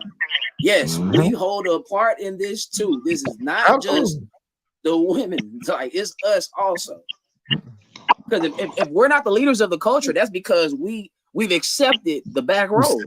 You don't get removed from leadership unless you want it to be removed. And Hooks, you know you're a scripture band, right? What's up, man? Talk to me. You go into Genesis. I think we talked about this before, but when we talk about Adam. And God came back and he asked Adam if they didn't, bit this apple. He said, well, what? He gave him instructions. And first thing that Adam did, he said, what? He said, hey, that's that woman that you. Yeah. But the woman you gave unto me, and I ate. But God still held Adam accountable, because he said, look, in so many words, I already gave you rules. I already told you what to do. What did I give you what to do? You are the leader. You are the leader that you can't even put that on her, because I'm the one that gave you instructions. So you can't put this on her. Your weak leadership led everything else for what she didn't do. Because if you was a true leader, whatever that serpent would have said, you would say, no, we're not going to do that, because God said, you know what I'm saying? But he want to blame. And you want to talk about the domino effect? That's the first one. That's what I was going to say. It's the first sign of influence. God put that much, when he made woman of man, she is part of us. She's out of us. So we always had that connection to women like that. That's how he designed it. That's why they're the receiving vessel. But the commandment to do and lead is on us. That's why he said, instead of you being able to call it out and produce, you're going to have to fight and toil with the soil, and it's going to give you thorns, thistles, and all that first, and then you'll reap a harvest. But then they told her, producing his offspring is going to cost you. It's going to hurt. You will fail in childbirth. but you will produce that next bro. It goes together. It goes together. Marriage and all that is so much more than just he made me feel good or she fine. Yeah. It's so much more. Yeah. So I got 5 minutes. Hold on right quick. Let me read some of these comments right quick. I want to get lost in these comments. Ray says, but where did it start? We answered that. He said, how did men lose their leadership? Answer that. And he said, well, so how do you gain your leadership back? First, you understand where the problem starts at. You identify the problem. You fix that. You communicate the problem. You have open and honest dialogue and transparency about the problem. That's what this show is about. And you begin to move forward together as a community. But you have to commit to doing it. But we only can do it if both parties are willing to do it. Yep. It gotta be a 2-part moving step. Yep. Because again, the white culture does it, the Mexicans do it, the Asians do it, the Middle Easterners do it, the Africans do it, and guess what? Their family and marriage rates is what? Through the roof. If we're 25%, do you know the next race? White people. And what's theirs? 54. Yeah. So that's more than half. Mm-hmm. More than double. It's tough. Yeah. But Rod says, because most women, well, he's answering Ray's question, because most women want that leadership but end up acting like just like men, which was the whole problem all along. Correct. And he says, well, so how do you go back to being the leader? And he says, I just answered that. And he's like, well, Ray says, well, I would say by not settling / giving up and encouraging messed up situations. See, but that's crazy what you just said. You said not settling. Part of him not settling is accepting kids from somewhere else. It's part of settling. If you're going to tell him to go get the best deal possible, that's going to exclude almost half the women, especially black women. So be careful when you're throwing around that word settling. You're not wrong in what you're saying. You're not wrong at all. That's actually the right answer. I'm just saying be careful about that word settling because it can spin the block in the worst ways. Jaleel, my neurologically sound brother, what's good, brother? We here on the late night edition of the Fuck You Saying podcast. All right. Go ahead, D Black. My bad. I just had to get that out. You good, man. I ain't got nothing to say, man. I enjoy talking with y'all, man. Next time, can I get on there a little earlier, man? You know what I mean? Look, the hardest part is figuring it out the first time. Yeah. Once you figure it out the first time, then it's bang bang. Yeah, I screenshot you a picture of me sitting there like the host has to let you in. Like, no, for sure. And bro, I'm so caught up in this and reading comments that I've been just whipped. And I was like, oh shit, let me get my boy on here. Yeah, well, most definitely next week. We'll talk about. I'm gonna talk to both of y'all about it. Matter of fact, I'm gonna talk to you tomorrow. So make sure we talk tomorrow, and hopefully we can talk. And like y'all should. And I know you've been repeating yourself like you want more females on there. So a lot of them in the comment box and stuff. We got get the first one.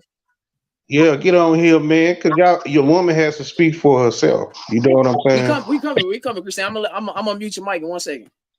But no, we here, and we finally got the first female guest, so we about to go and get it cracking. Hey, I ain't gonna lie, we might have to run over just 10 minutes, just 10 minutes, 10, 15 minutes. But holla at me though, D Black. We'll get you on next week for sure. All right, for sure, man. I love y'all, man. Keep doing what y'all doing. Man, love you too, man. All right, man. All right, what's going on, Christina? What's up? Man, long time no see.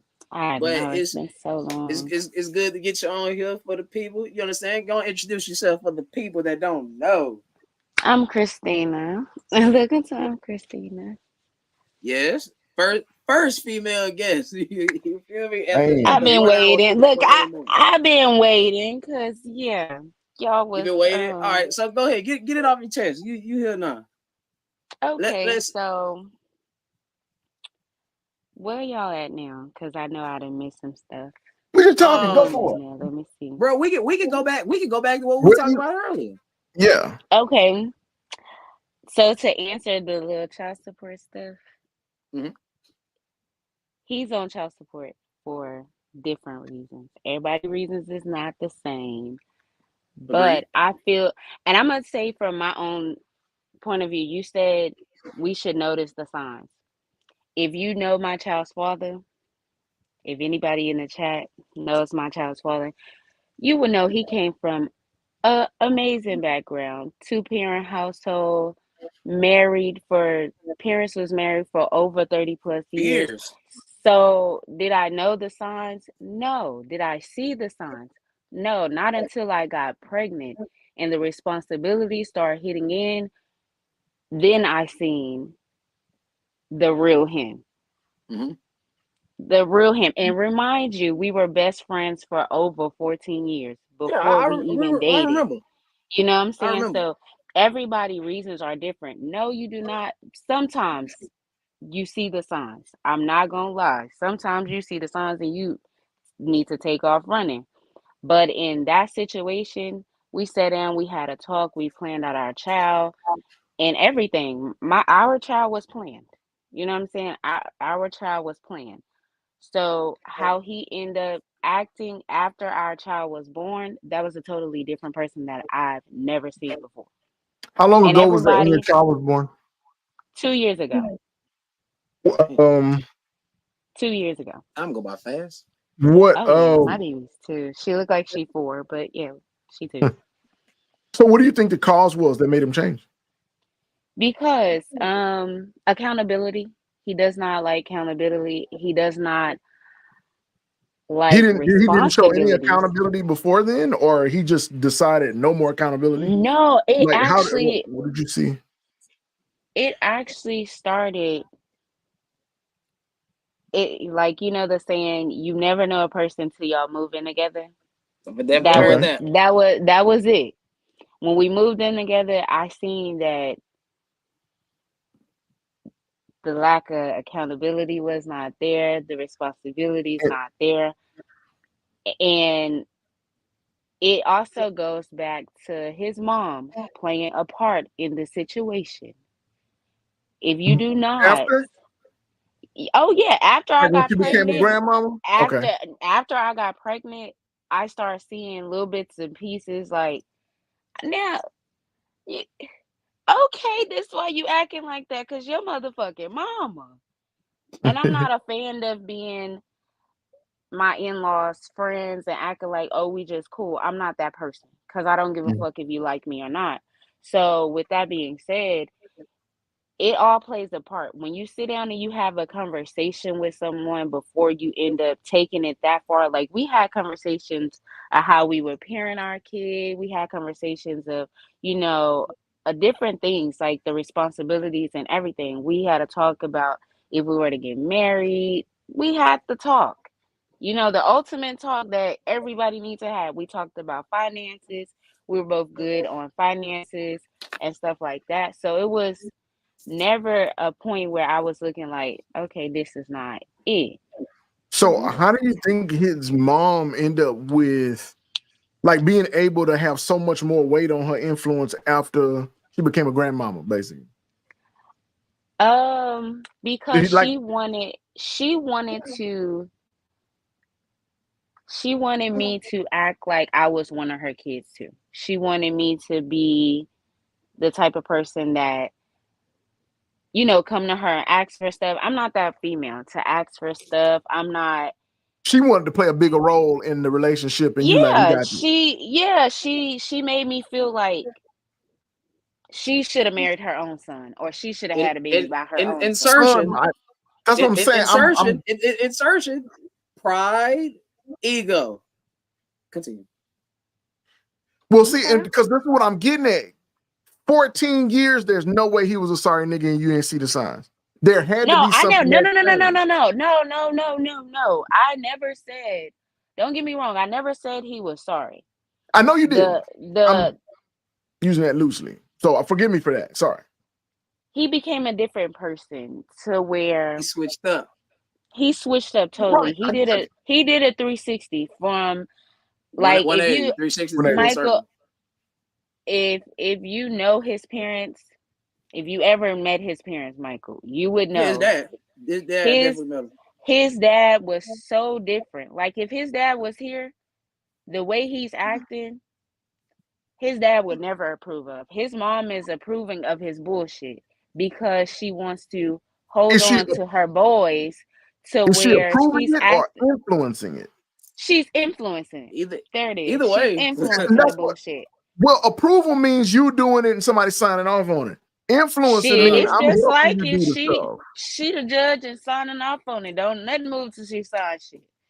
The And that's what Now, I'm fuck? are saying. you? So was he in a space of like vulnerability and she just came in and kind of took control? Because like I said, 14 years, if it was there, you'd have seen it. Something had to happen. No, I'm not gonna lie, because as a friend, as just a I friend, was about to say, he was as your he was friend a and he dating was you just a romantically is different oh thing. yeah, that's totally different because as a friend, I could call him and get a hug from him and we could sit and just chill for 30 minutes or so and just Be vibe. together, Like be chilling, just A1. be. We've never had sexual intercourse until we decided to be in a relationship. Mm-hmm. So it was just like, damn, okay.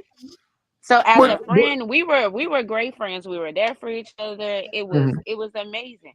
But then when we got to dating, okay, he got more romantic, flowers, roses, opening doors. He's doing the whole nine. But Right. after we had a baby, like after she came out, So So that's what I'm shit. saying. It sounds more like he was influenced to have poor behavior than Mhm. because you say you see the real person. I don't think that's the real him. I think that's an influence that he's letting I influence him. feel I feel like he's the type of person, and a lot of people are like that nowadays. They they like what the world offers. You know what I'm saying? They like the attention that the world offers, and they take that and run with it. And some I people gotta. are grown enough to say, like, okay, I'm gonna do my own thing. He's not just that person, like, oh, I'm gonna do my own thing. You want to fit in with your friends, and a lot of men are like that. You want to please your friends before you please your woman. That's So not is what's it Okay. going he's on. not just influenced by his mom, it's his friends, it's everybody? I would say I his gotta. mom and his brother. His mom and his brother for sure. I gotta spin on it. What's Follow the me for a spin? second. Okay. All right. When a man loses a leader, his leader, normally we don't supplement that with the same leader, with another leader of the same variety or the same Caliber. magnitude, Yeah. the same caliber. We will replace that with something that's Easier. insufficient. Right. Mm-hmm. That's easier. And in this case, it's his mom. It's the first. Wait, It's but the he didn't second. lose his mom. His mom became more of an influence. But that's what I'm saying. Facts. The substantial, consistent influence was the dad, and up until he passed. Yeah. When did his dad pass? Before the baby was born? Before the baby was Oh born, right? yeah. His Yeah, Right the dad dad before passed passed or before the baby was 2000. born. while before? His dad passed 2019. Yeah, before And the But baby when was and born. okay. I still feel like that's no excuse because simple fact is, I'm, we wasn't even like the girlfriend that he had in 2019 after he lost his dad. We could not. The girl did not want us to be friends, and I respected that because at the end of the day, I'm a woman, look what and if happened. that's your relationship and that's where you see yourself going, hey, look, I don't mind stepping back, and if you ever need me, I'm in the forefront, but I'm gonna step back because I Mhm. respect you. I'm a friend before anything, and I step back. But when his dad passed, I came running. You know what I'm saying? And I was there. But for me, I didn't get the same treatment. My dad died the day before I had my child. So I still feel as that it's no excuse because I could have changed up and not wanted to be a mom after losing a dad. You know what now, I'm Mhm. saying? now, granted, granted, not to cut you off, not like that, but Go I'm ahead. not giving him no excuse. Like I said, Yeah. in the show, a man that doesn't take care of his kids by any means, that's non-negotiable. Like that's terrible. That's the lowest. This damn near the lowest of the low. It's right next to raping a woman. That's how severe I think it is. Honestly. Right. Now, I'm just giving you a different perspective of what could have possibly triggered said non-emotional or emotional reactions. Because bro, again, I'm listening to this story. It sounds like something traumatic happened and he switched. And that, to me, that sounds like a trauma response. His dad died. His mom got more aggressive. And if I'm not mistaken, we the same age. Clingy. If I'm not mistaken, we the same age. So 2019, that'll put him at 27, 26 or 27. Because he's 30. He just made 30. Right. That's what I'm saying. I knew he was the same age. Yeah. I knew he was the same age. So, and and you're a year older than us. Yeah. Yeah. So, yeah. Let me ask you a question. At 26, do you think a man is efficient or sufficient enough to hold down a family? If that's what he wants to do. They had the conversation. My thing is, was a passive or incidental. They exactly. No, we had that conversation. Yeah, we planned it. It's like that's just like Michael. If you sit down and when you was married or whatever, your wife tell you, "Hey, I'm ready for a kid." It's up to you and say, "I am too." If you decide, "Hey, I'm not ready," you take the proper precautions. Okay, hey, if I know I'm not ready, let's wear condoms, or let my pull-out game be as strong as fuck. You know what I'm saying? Understandably so. You know what I'm saying? Like, but it's just like if you don't want that, hey, let's take the proper precautions and let's sit down and say, hey, look, I'm not ready financially, mentally, physically. I'm not ready for a kid. You know what I'm saying? It's different. It's different when y'all sit down and y'all have that talk. If we wouldn't have never had that talk and say, hey, look, we sat down, it was like late October, or if not September, we sat down and we talked. What do you want for Christmas? His thing was, I want a baby. I said, shit, you better pray about it. Ask God. Right. You know what I'm saying? Hey, look, ask God, because you know what I'm saying? I didn't went this long. Because I didn't went this long to avoid the type of situation that I'm in. And no matter how old you are, you still can go through that situation. No matter how hard you try to avoid it, you still can go through that situation. So when somebody say, "Oh, it could never be me," oh, it can. Yeah, it can. Yeah. It can. This shit can change real fast. But the negotiation. But this is the thing, though. When y'all sat down and had a conversation, that's negotiation. That's negotiating, right? Yeah. That's negotiating the terms of the proverbial contract. Now, what also don't matter. It is the mindset. I was reading a comment. My bad. No, for sure. I read that too. Jaleel, I tell you, my neurologically sound brother. What's good, brother? But anyway, the second part of that negotiation is the actions up until this point. Right. And we talking about the actions all across the board, not just in this particular situation.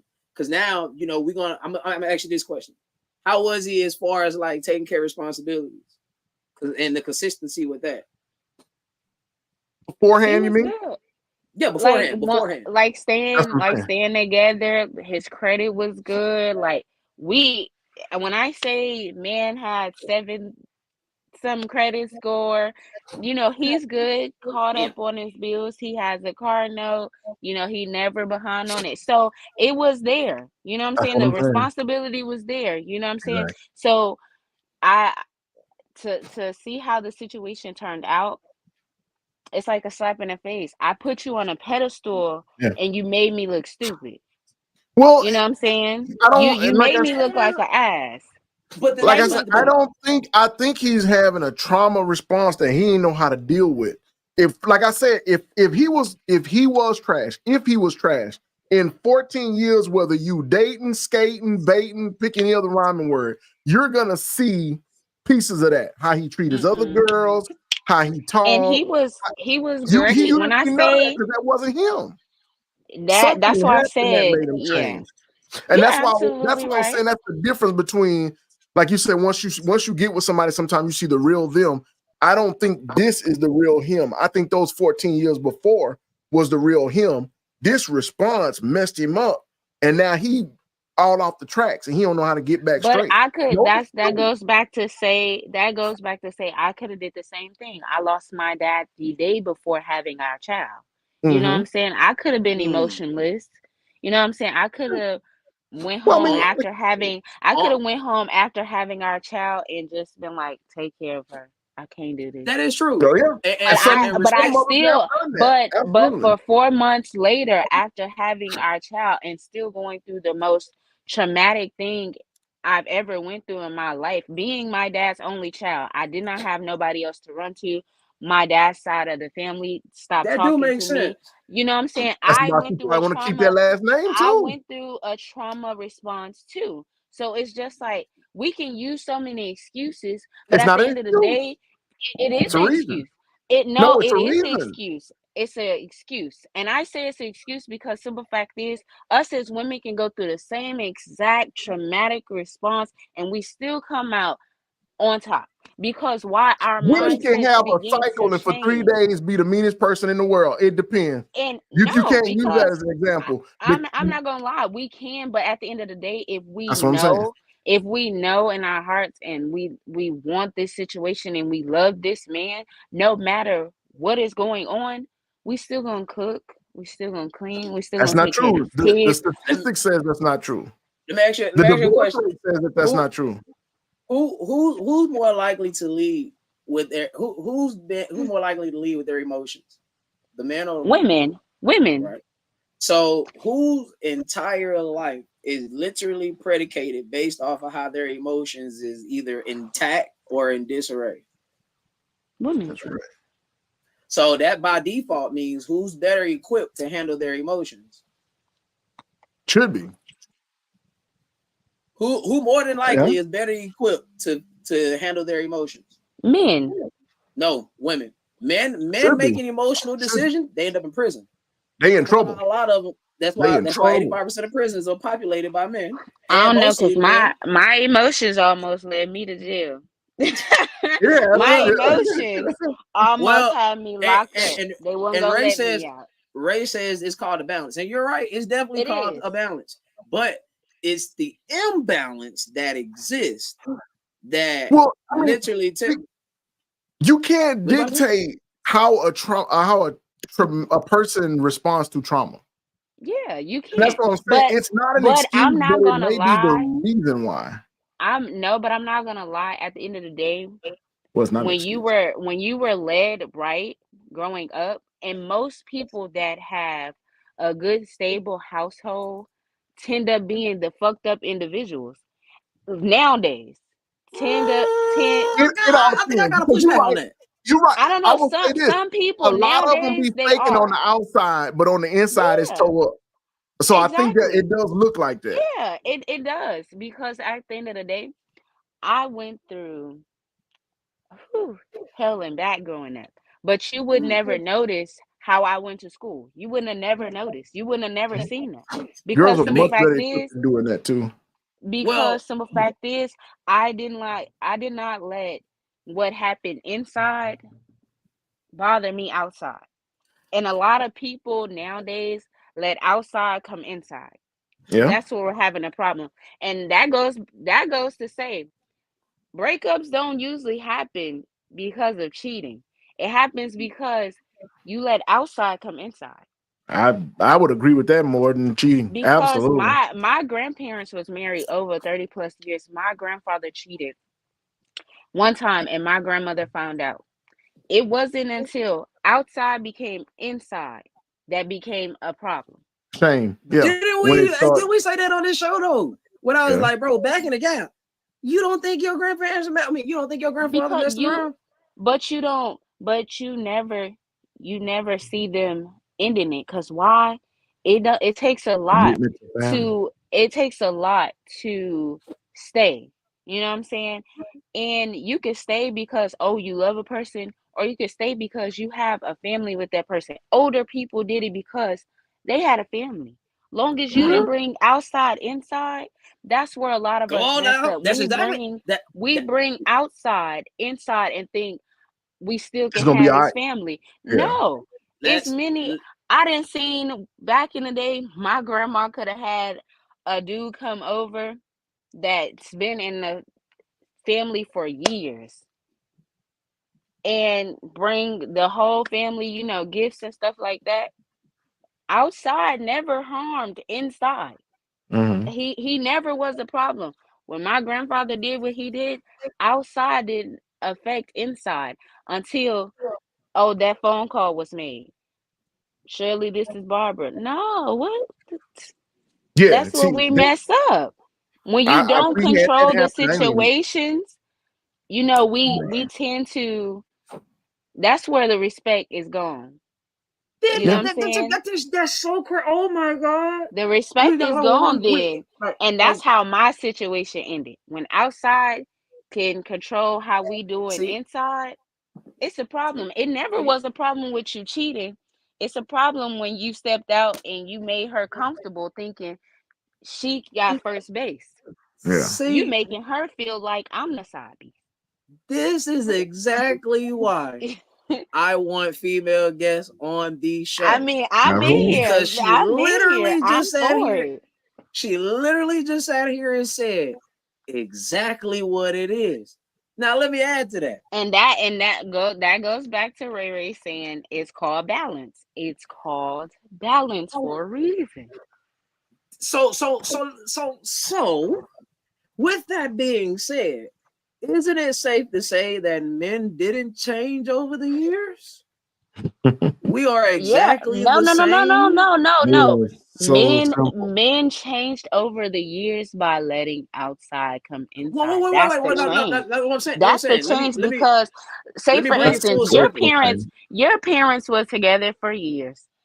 Not once did you probably see outside bother inside. Cause why? Well, No matter saying, if that person paid that woman bills, check, you know, made sure the kids was good. No matter if that other outside woman had a child or anything else with that man, outside did not affect inside. That's the difference between back then and now. Because but let me bring it full circle though. I swear to God, we're literally saying the exact same thing.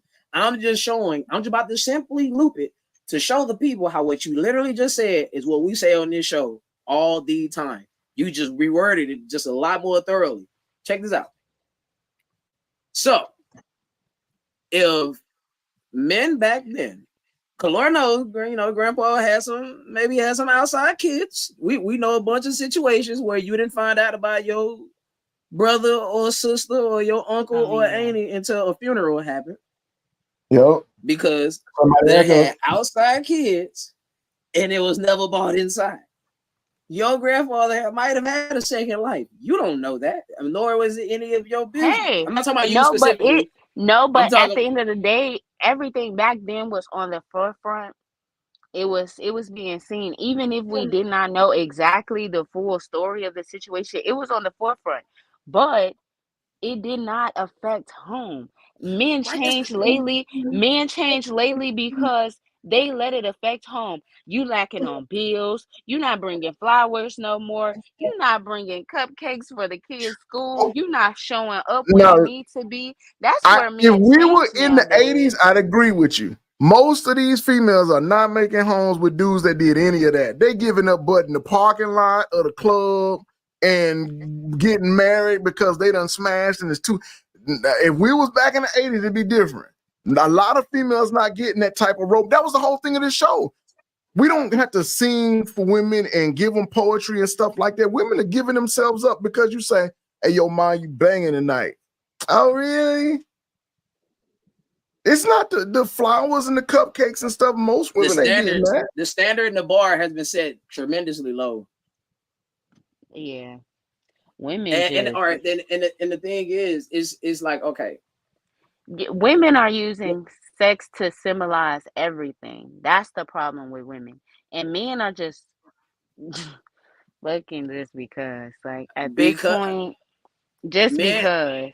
Men operate on that plateau because, one, believe it or not, pussy's not always it's not that easy to obtain. If it was that easy to obtain, Men that's having sex with 4 or 5 women won't be looked at in high regard. It'll be like, okay, so what? Steve doing it, Josh doing it, You, Jacob doing it, John Jingerheimer Smith is doing it, Hunter is doing it, Brad is doing it, Bradley is doing it, Brandon is doing it, Colton and Mike is Mike. doing he, it, Claudel is he doing it, said Chris is doing it. he said women divorce so easy. Oh, Yeah, this was in a chain of And conversation. It was in a chain of conversation. oh no, I'm saying I know, and I was just reading it while they was going back and forth. Cause so Um here I'll read it out. we divorced easily. I've never been married, but I could say it as goes soon back as to what irreconcilable it differences was goes no means to get divorced. it goes back to saying outside becomes inside and it becomes a problem. At the end of the day, I feel as if more people sat down and had talks prior to getting married, sit down and say, hey, look, this is what I expect, this is what I will and won't take, Mhm. this is what I require from us if we have kids. That's what It's you a said. You said make your conversation. intentions be direct. Did Yeah. you ever marry your baby's father? No, but No, and another thing for me is I don't think he's a bad father. He just wasn't good for me. You know what I'm but saying? If Understand? but it this, makes sense, if it It makes may, sense, he but fucks up. hold. Don't We get me gotta be. wrong. He messes But up. He messes up, and I still, as his child's mother, I hold him accountable, and I probably be the only person that holds him accountable and let him know when he's messing up. So yeah, do I get on his ass? Yeah, I do. Am I gonna stop? Everybody be like, oh, you be so mean to him. But if I don't, he's gonna think what he's doing is okay. So with that being said, yeah, I'm gonna stay hard on him because later on down the line, he gonna thank me for it. But he's not a bad father. He's good. He's a good father for my kid. He has the great background. He has the parent that is involved. You know what I'm he saying? just He not has good. the He's just not good family. enough for you for Matt to marry. Yeah, he's not good for me. He's not good for Now me. you know I gotta ask, and I have to. I would be remiss if I don't. But why What? have a kid for him then? Oh no, that's I'm what the saying discussion after. was. The No, discussion but was this to is have the after child. after it's all said and done, and I actually see how he is. He has some fixing to do. So if later on down the line, say for instance, if he can fix whatever he had going on, and we decide later on down the line, would I? Yes, I would give it another chance because for my child, she deserves that. But at the end of the day, That's I fair. would be I would be so much forgiving to myself too, not just to him. You know what I'm saying? If I have to sit down and do some self-reflecting because at the end of the day, nobody's perfect. I have right. to also see where I went wrong. I know I'm not blaming myself, but yes, I'm saying, hey, it's some things that he probably did not like about me. So So You that's know what what I'm my saying? we boy you asked in the if chat. He said, that is "What the would you do case, differently?" you have to target what that is. If you really are saying there's an option to get with him later, you you got to be more specific and not say whatever it was that was the problem. Start drilling into that. Like I was asking you questions. Well, what happened? Oh, his dad died. Okay, mom got more involved and she wanted to be more intricate in his life. And so you got to target these things to figure out what was happening. Like I say, it's not about excusing it, but the why leads into how to fix it. We're looking at why the African American communities are failing, why marriages are failing, so that we can fix it. You got to do that same thing because if it's general, then when you do come back together, it could be another incident very similar that does the same thing. Trauma response, and he just Facts. said, I don't want to do it. I don't want to do it. I can't deal with Absolutely. it. At the end of the day, okay, so Harris said, what would I have done different? Yeah, Jaleel, my boy said, "What would have you done Okay, differently?" so what would I have done different? I would have been more patient. I was patient, but I would have been more patient with myself. You know what I'm saying? Because I Mm, took myself Amen. that's so interesting. fast. I would have been more patient with myself. In what instance? In Also, what instance? How would because I was going through some trauma too, and I would overthink so many situations to the point where I know in certain situations I stopped him from being who he was. He was Meaning, going out. He was going out. He was doing his thing when we got together. And you know what I'm saying? Because of my trauma and what I've been through, I didn't want him to go out. I didn't want him to do XYZ.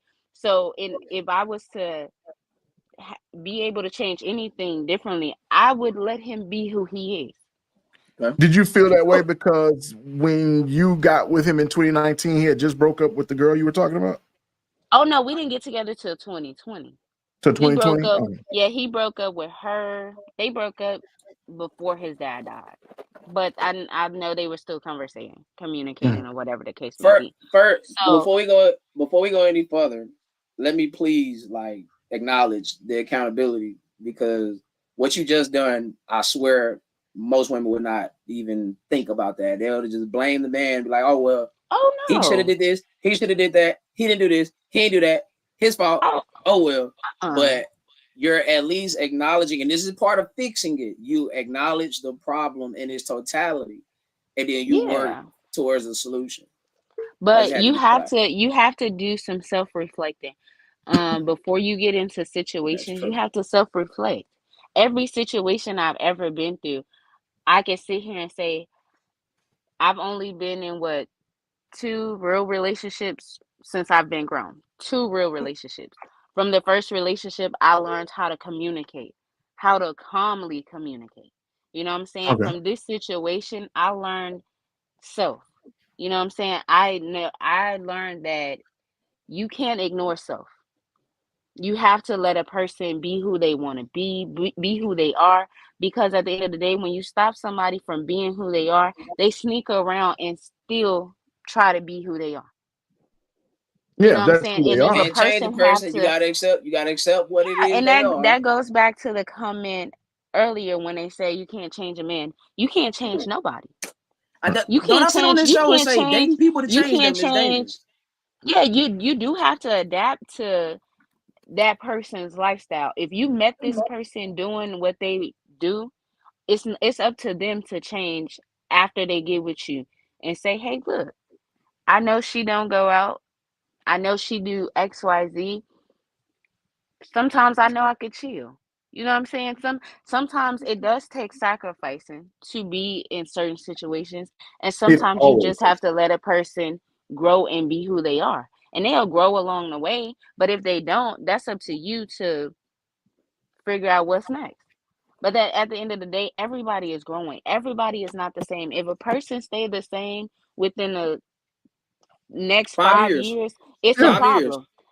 It's a problem, because the Hooked. fact is that means you've made no progress. You Yeah. feel Do like you hear her nothing right you've now? done. You Yeah. feel like nothing you've done is wrong. We all make mistakes. Yeah. We all make mistakes, but until we take that step back and take accountability of our own actions, I can blame him all day. Yeah, you fucked up. Yeah, you cheated. He cheated, but at the end of the day, where did I go wrong? When did the cheating happen? Was that during the During the pregnancy, goddamn. okay? Because I kept hearing you hint toward it. And I'm like, well, when he did had it a happen? work hoe. So yeah. My work. Oh my goodness. Now But it's crazy that Now, don't tell me but Mama that influenced that one now. no, but it wasn't until Mama knew about it for shit sure. You see what I'm But saying? it wasn't until she's gonna protect her child all night. All I day, ain't every about the exactly, day. but protection. it I'm talking about the wasn't. influence. Oh yeah, the influence was there.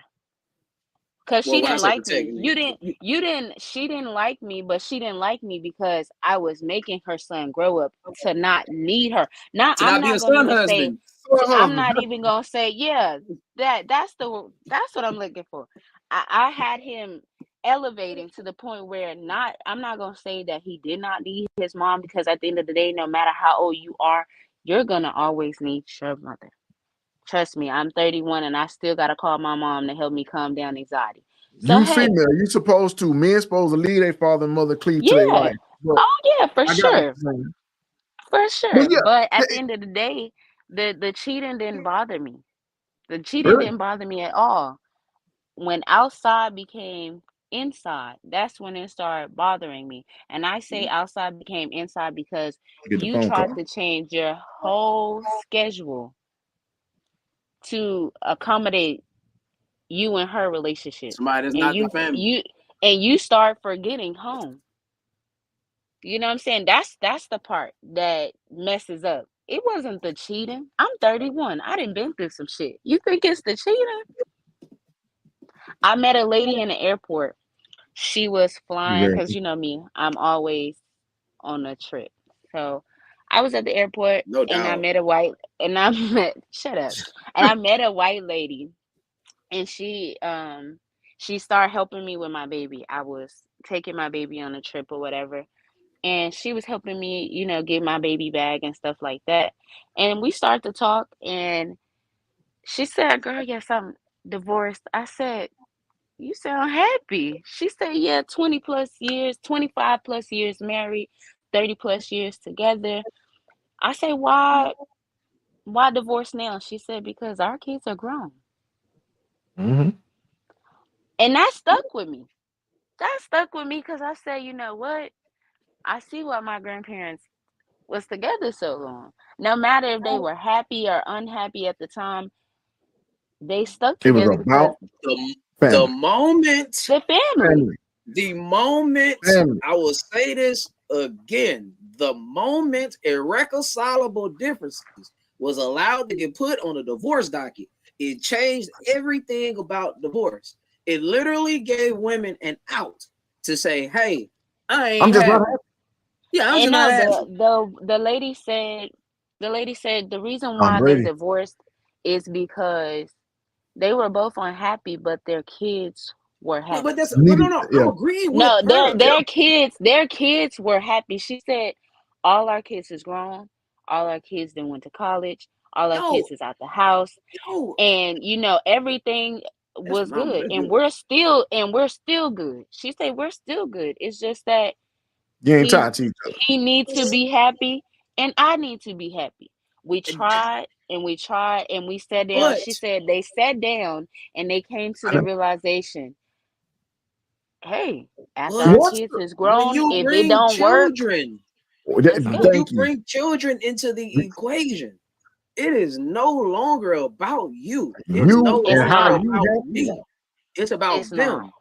It's It's Thank about not. you. what is my boy Chase with the team. We in here. I'll say Hey, Like, Chase. yo, it's about the children. What is the yep best outcome for the for family. these children? And that's their Exactly. mother, that's their biological mother and their biological father in the same roof raising their children. If you And gotta fake it it, also, who I'm not cares? gonna lie, it also feels different because now that I'm a single mom, dating is different for me. Yes, Dating ma'am. is totally different for me. You You can, can't meet you, my you can, kid.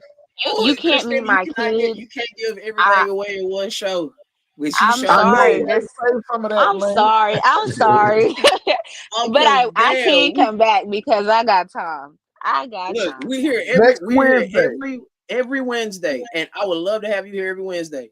Good Oh Jesus, yeah, for because would you sure. was about to Cause touch on something, I'm about to start Yeah, a you just gonna laugh. podcast myself. So man. Look, check this out. We're gonna, bro. Oh my Christina, God, Pratt, and remember that. Aaron. Circle What's that? that. What's When that? she said dating for me is different, It Yep. is. we're gonna talk about that For now. every Now, parent, it should be. Even for men. Yep. Even for men. I feel as if Jermaine, a is you man can if a Jermaine, man is you can still in here? automatically let me meet his kid, that's a red flag to me.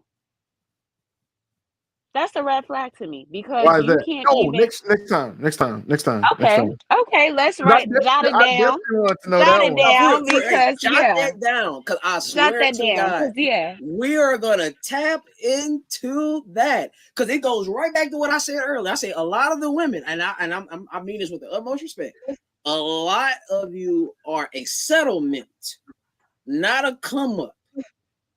And if I have to deal with the next man's children, that's actually a settlement. And I get what you. I no, know how this gonna go. I'm not gonna lie. I wouldn't say it's a settlement, but I feel as if at the Don't end of tell the it. day, Don't tell it. Save oh. it. I'm just giving it a Because little. I I'm was just gonna giving go it. deep. Hey, I was I'm gonna just go giving. deep. Hey, I was I giving people know. enough. I was giving them enough so they can come back. Now, They I coming. just got to defend that. I just We got to still defend got, that we still sentiment. got 9 people right now. They coming. And we're about to This come one's with on 2.5 hours. This is the longest show we've done so far. Yeah. Like, I just need to finish that because if I just leave it at most women are settlements, that's going to get taken completely out of context. We already talked about it earlier. Yeah, but you know, it don't stop Go people for clipping what they want to clip. But Not a settlement. I'm but supposed Not to you be asleep supposed to too, be Ray. asleep. I'm supposed to be asleep too. No, my baby is asleep, so I am up. I am up. no, I know I'm damn that. supposed That's to. the time to go to sleep. Man, No, Time I to go know to sleep. everybody say that, but that be my time to, Get stuff. do me, clean up, wash dishes. Because at first I had the problem of, oh, I gotta clean up right now. I gotta clean up right now, and that shit ran me raggedy. So Mm-hmm. when she takes her little cat naps through the day, I'd be like, okay, let me get me some 1-2 time. Let me clean up real quick. Yeah. Then let me do my thing. And then when she goes to bed fully for the night, oh, I'm Wide able open. to relax. I'm able to just meditate, I learned to this. have a conversation. With And Mike and Pratt. like, And With Mike understand the and Pratt, domino that effect coming. of that conversation. You see what I'm saying? Now, I did learn this when I had my second child. Hey man, whatever moments you get to rest and sleep and get that peace and quiet, please, you got to take it, even if it's for 5 minutes. Those 5 no, minutes but will when feel you're an like life. entrepreneur, that 5 minutes can go a long way. Yeah. That 5 minutes That's can right. go a long way. So yeah, I don't say, oh, let me go to sleep. You I be writing this like, oh, down, let me ain't you? get this done. Let me get that done. Let me make sure I remember to get this ready for tomorrow. And if she got to go with her dad for the weekend, okay, cool. Let me get her outfit out because I don't have to pack her a bag. And let me figure out how I'm gonna do her hair for the next day. You know what I'm saying? Like I still sit there and I be in mommy mode, but then I just be like, okay, cool. Then when she really be in a deep sleep, then I'll be like, okay, now I can relax and I can lay on side of her, and then I can go to sleep. But I gotta make My boy. sure All right. my day is complete. Let me pay a little bit more bills right quick before we get up out of here. This is another edition of the Domino Effect podcast with your boy Mike and Pratt. Pratt. You saying featuring Say that. Christina. She's here, and she'll be a Man. recurring guest on the show.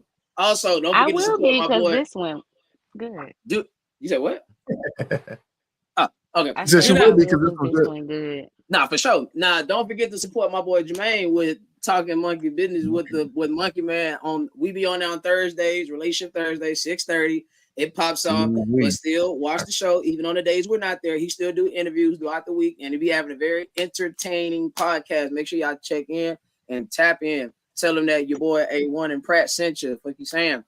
Can't forget my boy Hunter, Hustle for Change. My boy got a nonprofit going, and they do amazing work with the community. They do community outreach, feed the homeless, back to school drives, etc., etc. Go check out his business page. Tell him that A1 and Pratt sent you, and my boy would do right. You understand? We got to get more of these out there in the community. You have to pay a couple bills quick before we got up out of here. But it's been 2 hours and 40 minutes. We've been over by 40 minutes. We're supposed to have a 2-hour hard stop, but this conversation was just too good. I mean, it was so good. Rod dipped out and dipped back in. Man, that's cold blooded. Y'all got anything y'all want to add before we get up out of here? No, man, look.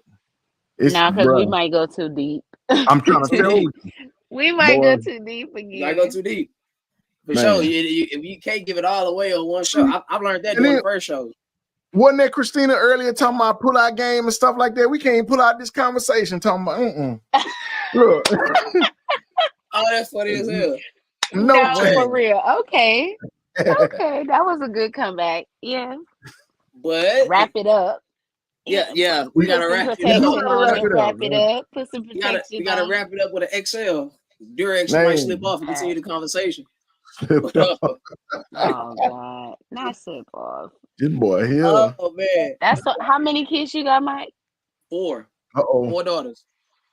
Oh Lord, yeah, you should have pulled out. No. Whoa, hold. Don't weep for me because at 44, when people like my boy right here to the right, when he running around here chasing a newborn, Oh Hey, no, I'm not too done. much, cause not too much, cause I'm just starting. Goddamn, Hey, I'm prayers. just starting. I And started in in Bruh. 2010, 31, look, and I'm 31, and my baby only 2, so I'm just bro. like, Let me tell you. shit. Let me drop this on you right quick. My nieces and nephews is 11. Me and The Crystal fuck? Damn. daughter will have a high schooler next year. Oh, for Wow. real? Yep. You know I love Caleb me in the some ninth Crystal. grade. You know I love me some Crystal. Now that's one person I thought y'all was gonna work. I did too. I ain't gonna even talk about I that I one. Y'all ain't gonna crazy. even Yeah, you lie. can go ahead I and laugh Y'all when because I you crazy. know we say had the I'm not, combo. yeah, I ain't gonna lie. I rooted for y'all in school. I Y'all was just like, crazy. damn. Even when you was missing eyebrows, boy, I was Still rooting. is. You got Shaved them. off? I Can't don't know talk what I about be it. having, bro. It's just fourth grade, man. I'm used to it now. That shit was But hilarious. nah, that's why bro. I seen that post. That was like, man, your childhood was not lit if you didn't shave off your eyebrows. I When you I didn't shave shared the off shit out of somebody that. else's. Oh, I shared that with. Hey, Well, bro, you should have seen. You should have seen the comments on there. that's funny. I was like, yo, that's crazy. That's funny. Y'all lucky I ain't got the yearbook, Oh, that Wesley yearbook, because that definitely a oh my picture, God. naked face. Boy, a video with it. But nah, Jesus. yeah, I mean, That's him. shit. 2010, 2012, 2014, 2019. So Mm. 16, 19, 21, 26. I'm done. That's it. Finished. Finito. So you don't want no more. I put it like this. You gonna try for that boy. I put it like this. As of now, the answer is no. Same here. And I'm only one in. Now, can that change? Yeah. Possibly. Right stuff, But the right just know time. this. If you Hey, get pregnant, we I'm getting sticking to my married. no. If you get pregnant, we're getting married. If you don't That's see how yourself marrying but me, do not that's how get I pregnant. feel. But that goes to Simple. date with a purpose. My history says pregnancy, marriage. I It gotta should keep say that consistent. marriage, pregnancy. Well, yeah, marriage, pregnancy, but pregnancy, You marriage. did it Whichever way. wrong. Before You did before it you wrong drop this already, kid, so before you drop this kid, you will be somebody's wife. Let's put it like that. hey, And those 9 give her months, give we're her a getting it done. push gift, goddamn. Man. Give her that If she damn push gift. if she watches this show, Come on. she should know. If you don't see yourself marrying me, then don't even worry about it. Let's not Don't waste even each come other's over time. here trying to hunch, goddamn. I don't capitulate to that statistic. I'm not Right. adding to that statistic. I So ain't gonna lie. And that's a lot of people say now you want marriage after you already had That is baby. one of the conversations. I know something that I didn't know back then. Goddamn. but So but this is the shit. thing though. This is the thing. And this is for the women out there. And this is the last thing I'm saying. I'm out of here. Like, it's tough. At least you getting it at 31 when there's still some time. Now, it might not be as much time as you had when you was 25 or 24, but you still have some time versus you finding this shit out when you're 40. And you 45. planned your pregnancy. It's not like you was just out cussing up and was like, how this happened? You actually Oh yeah. had the conversation. So it wasn't an irresponsible thing. Shit, it don't make no difference. I'm still a The statistic, a outcome single still came mother. to the same way. Now look, So hey, no matter just if you because plan you're it or playing not. right don't mean it's gonna execute right. Nah, no bullshit. Fact. There's Plan. Hey, I plenty tell of people all the time. recipes and some I say, bad bacon. I say this all the time. I say a dumbass can come up with a plan. It's all about execution. How do you execute your plan? If you play sports, we all know you can map out Sean McVay, Play. Kyle Still do Shanahan, those Andy Reid. They can somewhere map out different. the best offense in the world. But if Brock Purdy, if Pat Mahomes, if these people don't go out here and execute, what's good is the game plan. It's just a bunch of They words. call you a club shooter, my boy. Yeah, man. Yeah. But guess what? Guess what? That club was owned, my brother. It was owned. It had a last name on it. Fuck you say. Hey. We didn't shoot up the And freelance we club. gonna talk about that part too. Oh, that's fine. I'm here to talk about whatever. But y'all, it's been real. It's 2 hours and 45 minutes. Y'all be good. Tina. Peace. Later.